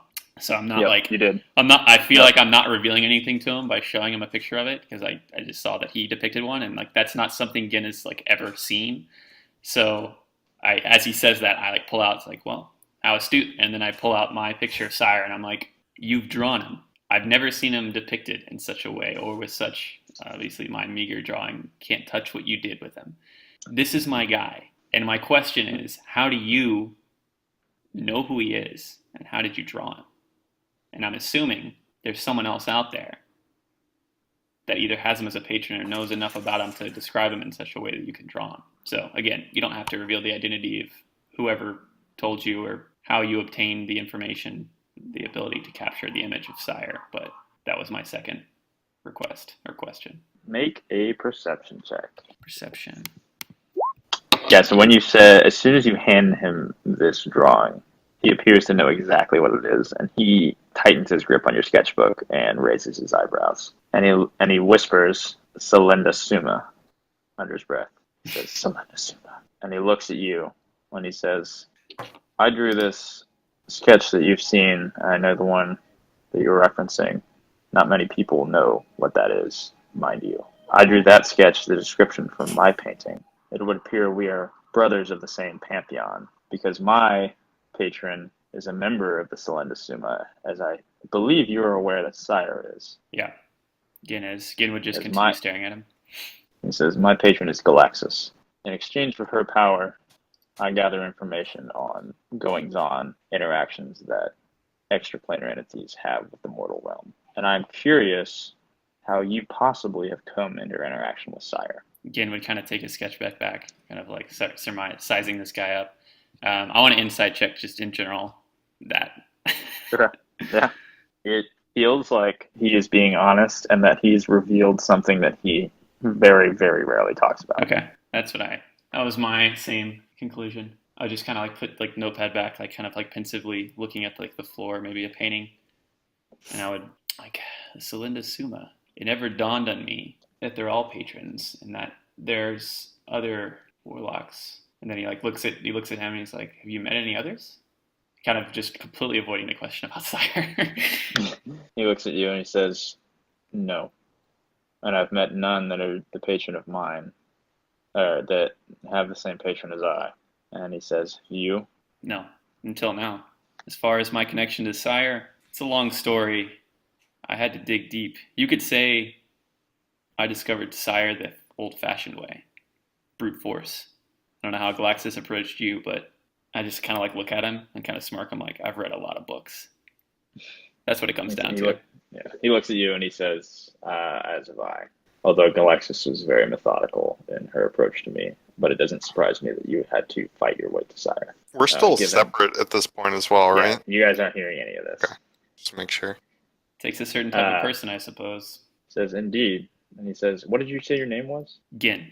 And I reach out my hand again to Quainan. He shakes your hand in more earnest this time. He says, Gin, I think we should perhaps stay in touch. Agreed. I think we have much to learn by continuing, as I know you will, and as is my very telos, continuing to learn about the Selenda Summa and everything that I fear and hope they have to share with us. He gives a wry smile again and says, indeed. But we've spoken too much of dangerous arts in the middle of what is soon to be a busy art show. You should go on your way and find your friends. Perhaps we will meet again. I hope so, Quainan. Kind of like give him a wink. Yeah, he gives you a firm nod and goes back to sort of rearranging his work. Okay. Gin is thinking about, has much to think about. Yeah, and so we'll jump back to the other guys, and you guys we're all walking.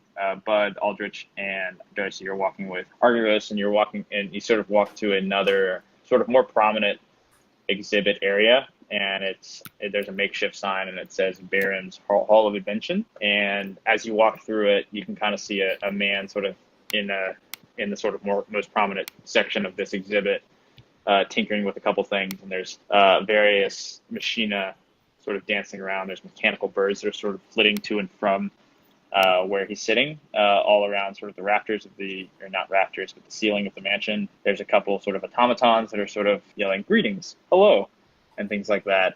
And then there are sort of diagrams of what look to be airship engines and air car engines. And at the center of it all is a old, somewhat crazed looking dwarven man who looks like this, even though it says gnome tinkerer. He's a dwarf in my book. And Argyros walks up. He says, Biren, I have a friend I'd like you to meet. You were describing an invention I think that might be of particular interest to you. And he sort of appraises the group and he says, hello. You are friends of Argyros, I assume? And he sounds a little drunk, but maybe he's not. And you can say whatever you want. So we are all back together at this point? Gen is probably a little behind you at this point, hasn't quite gotten to you yet. Yeah, okay, so I'm not there. Yeah, I'll say we're friends of Argyros, and we're just enjoying all the paintings and enjoying the party. So, I guess, should we call it a party? It's about, Argyros looks and he says, it's about to be a party, don't worry. Okay, good. Enjoying the pre-party so far. He says, well, that's excellent. And he says, well, what can I do for you? And Argyros kind of pipes up, and he's like, well, I think our friend Bud here might have particular interest in that invention or device that you were describing to me earlier. And he kind of gives Bud a nudge, and he's like, it's a riot. You might like it. And he says, are you perchance interested in my, I call it an improvised hearing aid. However, I think you'll find that it's certainly not improvised. And he sort of pulls out a small object that looks like it might be able to fit on your ear. And he sort of hands it out in your direction, Bud. And he says, if you'd like to put that on your ear, I think you'll find the experience rather vivifying. Is everyone putting them on their ears or just me? He only has one. He's handing it to you. Okay. I'll put it on my ear. Okay. So you put it on, and you're seeing through Root's eyes, which is, it's interesting. It's always at an angle that is not quite your own, right? Yeah. And so which is always like, it'd be an interesting sensation for anybody else, but it's one you're very used to. And you see through Root's eyes that he pulls out a flute, and he begins playing a relatively giddy tune. And as you sort of hook this device onto your ear, you are just blown up with a sensation of color and experience that you are from a perspective that you have not experienced for 400 years. And that is that you feel as if you are seeing through your own eyes a dancing meadow that is rushing beneath you, and a series of pleasing clouds that are shaped in a way that reminds you of when you had eyes again. There are sort of dancing butterflies and various forms of floral life rushing beneath you in this exciting, must be an illusion, but it feels like it's not. It feels like literally your brain is being stimulated in a way that you can actually see these things. And it's something you haven't felt before, again, over 400 years. And it's a little breathtaking, to be honest. And he sort of stops and the vision fades, and he says, vivid, is it not? Almost a little too much. He says, I apologize. Perhaps it'd be... He says, I think that this has more broad applications, however. And you see through Root's eyes, he knocks on the wall. And as you're wearing the device, all of a sudden, as the knock sort of travels and vibrates throughout the walls and the ceiling, even in a minuscule way, you're able to discern the room through your own, what feels like your own eyes, even though you don't have them. For a brief sort of 15 seconds, you can see the outlines of all of the things in this room. And it's a little unnerving. And he says, this is my current piece of work, which I'm working on those hard of sight. And I believe that it essentially allows you to take ear stimuli and transform them into what would be normally stimulating the part of the brain that handles sight, and essentially allows you to see through hearing for a brief period of time. And again, he pulls out his, Like a bat. Like a bat. So it's basically like, essentially you're pretty familiar with being able to like hear and like use your senses to understand what's around you, but this is sort of on another level. It's literally as if you are being delivered via your hearing a map of your surroundings, a visual map, and that's not something you're used to. Yeah. Again, you sort of play some more slow tune on a flute, and you're now on a boat on a sunny day, and you're just kind of the waves are sort of slowly lapping at the ship as you bob up and down, and you can kind of vividly see everything that you would normally see on a boat. The sail is sort of ruffling in the wind. There's the sun beating down on you, not in an unpleasant way.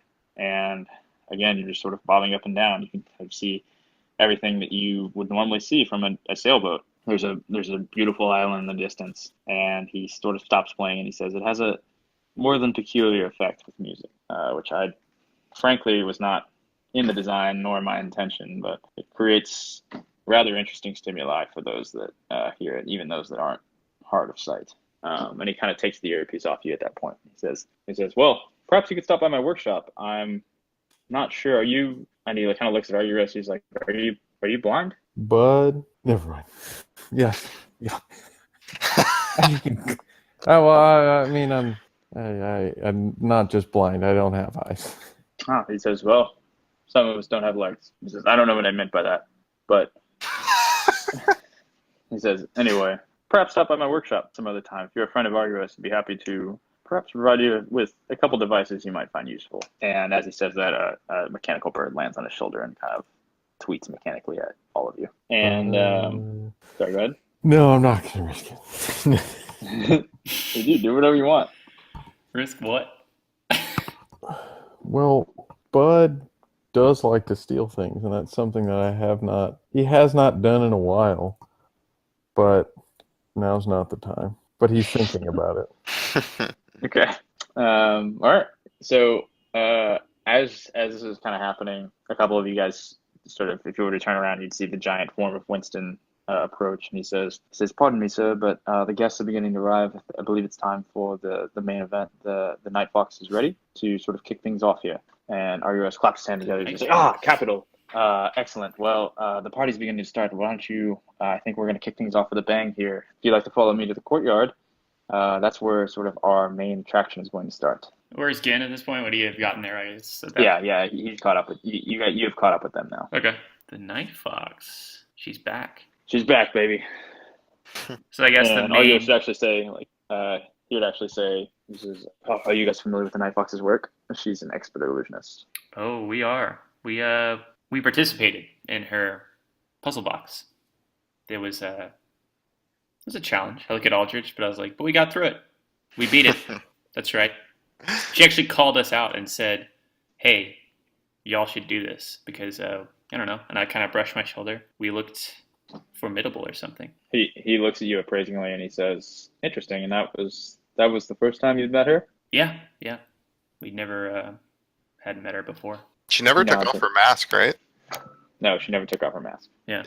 So I guess we'll say, as far as we know, we haven't met her before. He nods and he says, interesting. Okay. Well, like I said, she's performing tonight. I hope her performance dazzles as she's told me it would. And he would sort of start shuffling you guys too. And as you sort of walk out of the hall of invention, you kind of see people start filing in, and Arguros' servants are sort of directing them out to the main courtyard in the back, which is where you guys had first seen Arguros.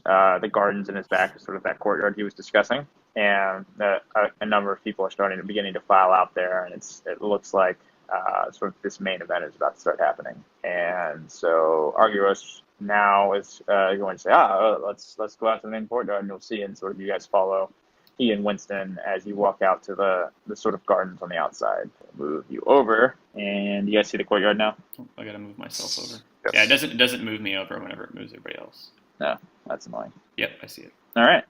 He says, okay, great. The show is just about to begin, and there's a decent crowd of people here that are all sort of set ready for the show to begin. And make a perception check, everybody. So this is like nighttime. There's a bunch of people crowded around, kind of like organized around here, or like kind of milling about. Yep. Jesus, Darcy with the hot hand. Bud, Root's running reconnaissance out there. Yeah. Bud, you notice that not everybody in this crowd seems particularly comfortable. In fact, there's a few individuals you've noticed that seem relatively uncomfortable. Okay. But that's it. And as you guys are walking, you walk out, and just as the Night Fox begins her sort of familiar, sort of ooey gooey gravitas soaked spiel, and she says, welcome all to Agaros's great, excellent show. and I hope everybody's thanked him for his hospitality. And at this point, everybody kind of looks back at Argyros as he walks out and sort of claps and cheers. And he sort of like puts a hand up and says it's nothing. Says that, and he kind of shouts. He's like, "I'm glad you're all here. Please, I look forward to seeing the exhibit that the Night Fox has prepared for us." And he gives a wink to the crowd. And she says, "Ah, yes, of course. Without further ado, I am the main event after all." She smirks. Well, she's not smirking actually. She has a mask, but she stands with a certain swagger. I want to roll a perception for that smirk. See if I can see through the mask. Fuck. Yeah, you don't see shit. You don't see shit. You're just excited I'm about like super excited. Whatever the fuck's about to happen. And what time would it be at this point? It's like 7:30 at this point. You guys kind of had the tour. Like Argyros, Argyros actually like wasn't attending to his art show because he felt like he'd overstepped his bounds a little bit with like showing you guys stuff and maybe being a little too insightful on who you guys were.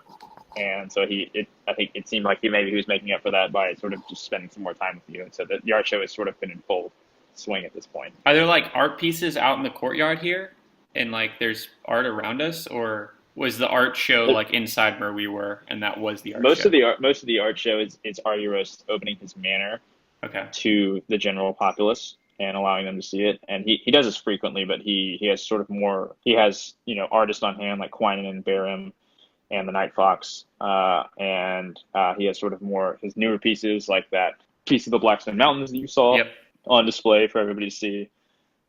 But there's not. This is more sort of an ostentatious garden, not necessarily where the main art show is taking, but this is where the Night Fox's exhibit is going to take place. And do we recognize, just glancing about, anybody else that we would have seen earlier in the day other than Night Fox in the crowd? Make a perception check.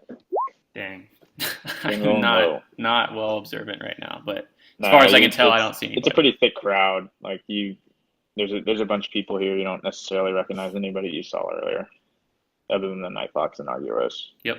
Okay. And just for reference, this is Winston. Okay. The guy in the purple. Yep. With the blue. Yeah, he's got a purple tux on. Okay.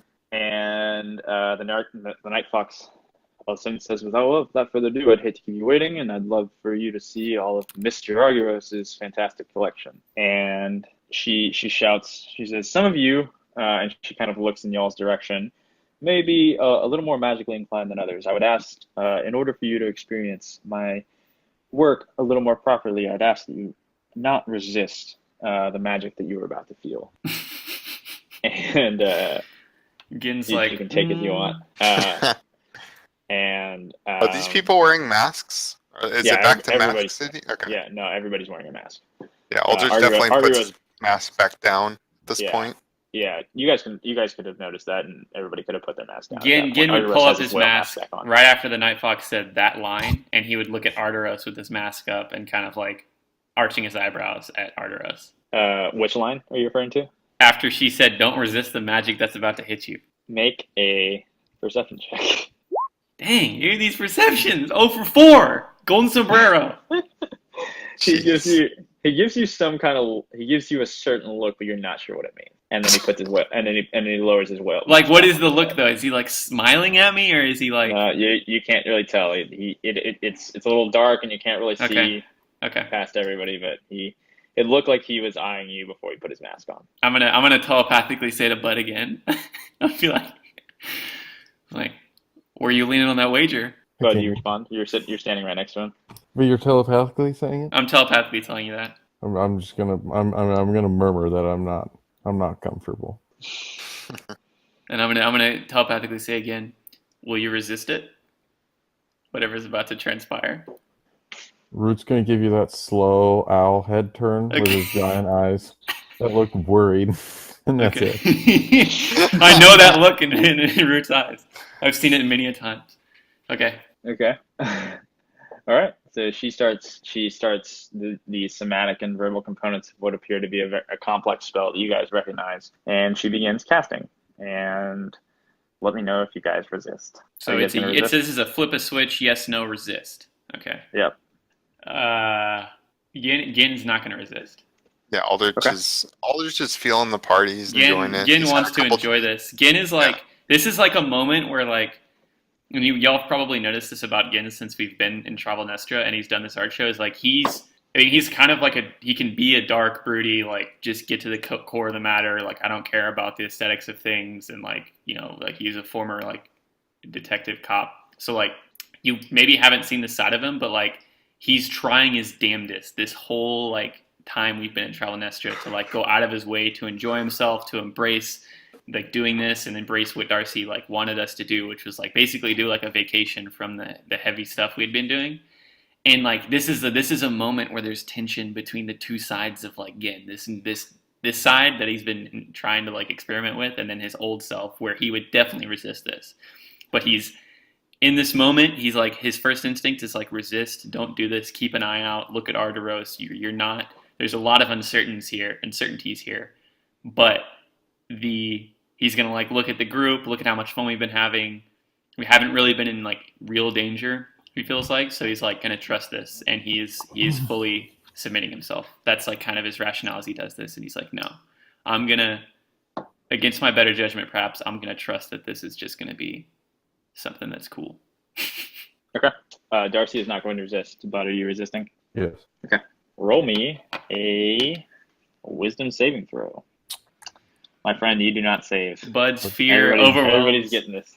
You feel the tinkling of magic in the back of your head, and you try as you might to resist, but it's a familiar tinkling that you understand fairly well. An illusion spell is being cast on you, but for some reason you can't resist it.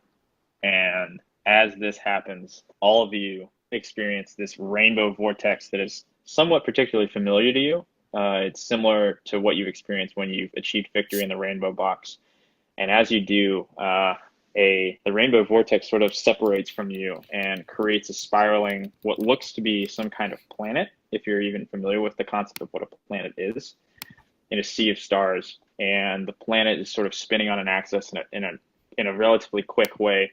And all of a sudden you zoom in an instant quickly towards this planet, and you arrive at the top of a mountain.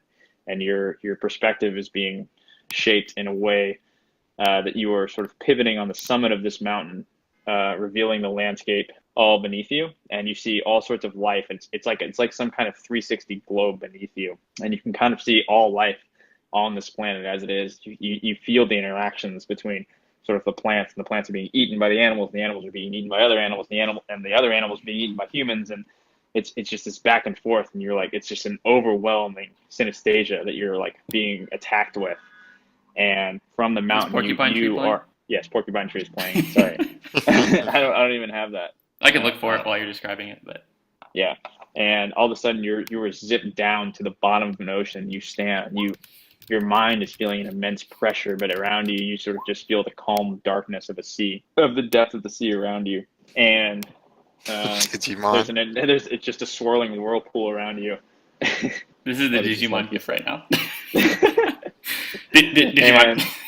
And then all of a sudden you're teleported and you're standing in the middle of a field, but it's very similar to the field you saw. It's kind of similar to the sensation you felt in when you were using Barium's earpiece, but you're in a field and there's the flowers all of a sudden grow immediately and are sort of spinning around, and you can kind of see their textures everywhere and various light in the way it's hitting it, and you see sort of them grow and die immediately around you, and you just hear the Night Fox's voice and say, "This is life," and then you're sort of zipped away, and you're standing on the top of the tallest building in some futuristic city with buildings you can barely comprehend, and around you there are buzzing lights and noises you don't really understand, and then you're zipped away again, and you are in the middle of a large glacier, frozen in it, but it doesn't feel unpleasant. You sort of just feel the cold ice around you, and then you hear the Night Fox say,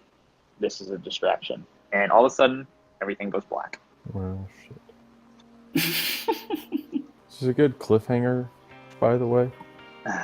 Yeah, it can be if you guys want to go to bed. Yeah, I need to. I have to wake up pretty early. Okay. One sec.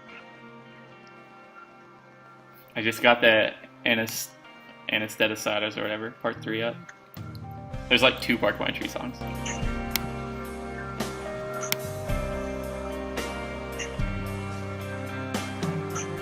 This is a distraction. So we are in a glacier.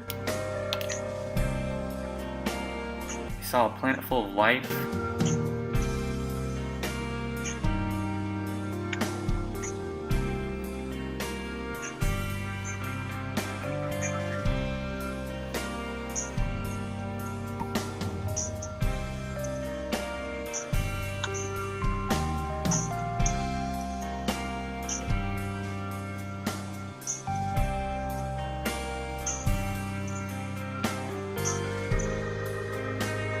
This song is so fucking good. It's so good. I haven't listened to this in so long. I'm feeling it. Holy shit, though. It's so good. It's so good.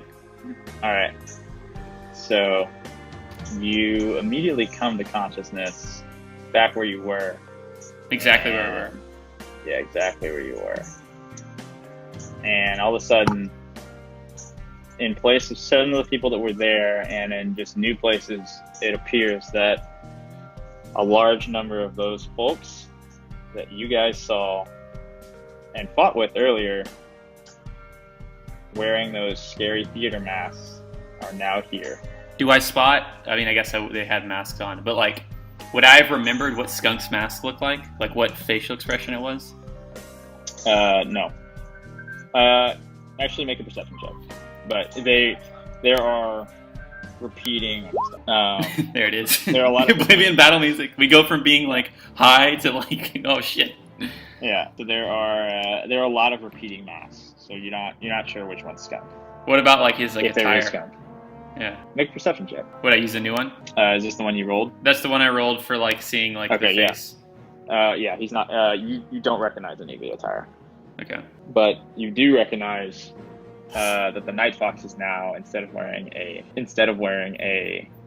Japanese fox mask, she is wearing a theater mask, and it's in the shape of a sad face, and levitating above her is the large painting that you saw Argyros mounting when you first walked in at the Blackstone Of the Mountains. Blackstone Mountains. And Argyros immediately shouts, "What is the meaning of this?" You hear the Night Fox say, "Sorry, darling," and she snaps her hand and a portal opens behind her, and she simultaneously reaches out of her pocket and drops a flame-colored spear, and it cracks on the ground as she steps in the portal with the painting and disappears. And in her place, as she disappears, the sphere cracks and a swirling mass jumps out of it, and it is a flaming column of what looks like living fire standing at the head of the courtyard. And that's where we can end tonight. And what did we know about Miros and fire magic? I would make a comment to, I guess, to Bud again,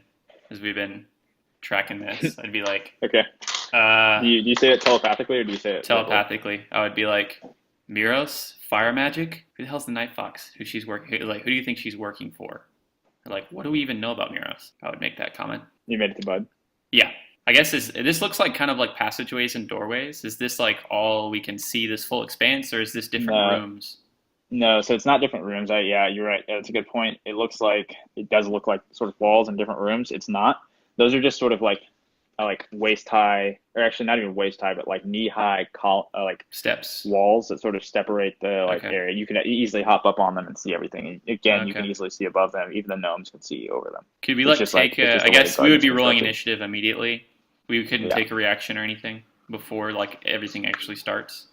No, if anything, you're lucky this isn't a surprise round on you guys. Okay. But yeah, It's canon that Gin has Armor of Shadows on him at all times because he can cast it for free. Just by the way, it's Alright, a that's cantrip. fine. I'm gonna ready an action of casting Mage Armor. Yeah, Mage Armor of Shadows is the boon. But yeah, Yeah, I will say again, you're allowed to have that, but no one else is allowed to ready an action before initiative. I know. You guys were not prepared. Yeah, I know. It was a joke. All right, well, I wanted to shoot a wand of web. I wanted to shoot a web at the Night Fox before she. How far away is this? Before she jumped in the portal, I wouldn't have been able to reach. Yeah. Oh, actually, what is the wand of web? Is it 30 or 60? I don't actually know. you have a wand of web. You got a bill. All right. Yeah, the wand of web was Yeah. from. So yep. Yeah. It was from Edrin's Keep. That was like That was like the loot item that Gin found, and then Okay. I think Bud found a staff of the Adder. I don't know if he knows that or not. I mean, I definitely said that, but I can remind him. Okay. I'm gonna add I that to think the chat. I remember him saying he. I think I remember him saying he had that. Yeah, so we can pick up this fight. Assume that's a fire elemental, but I have to roll for that, I guess. You would. I mean, really, would we though? Like, I'd say like that out of everything is like maybe one of the most easy creatures to identify.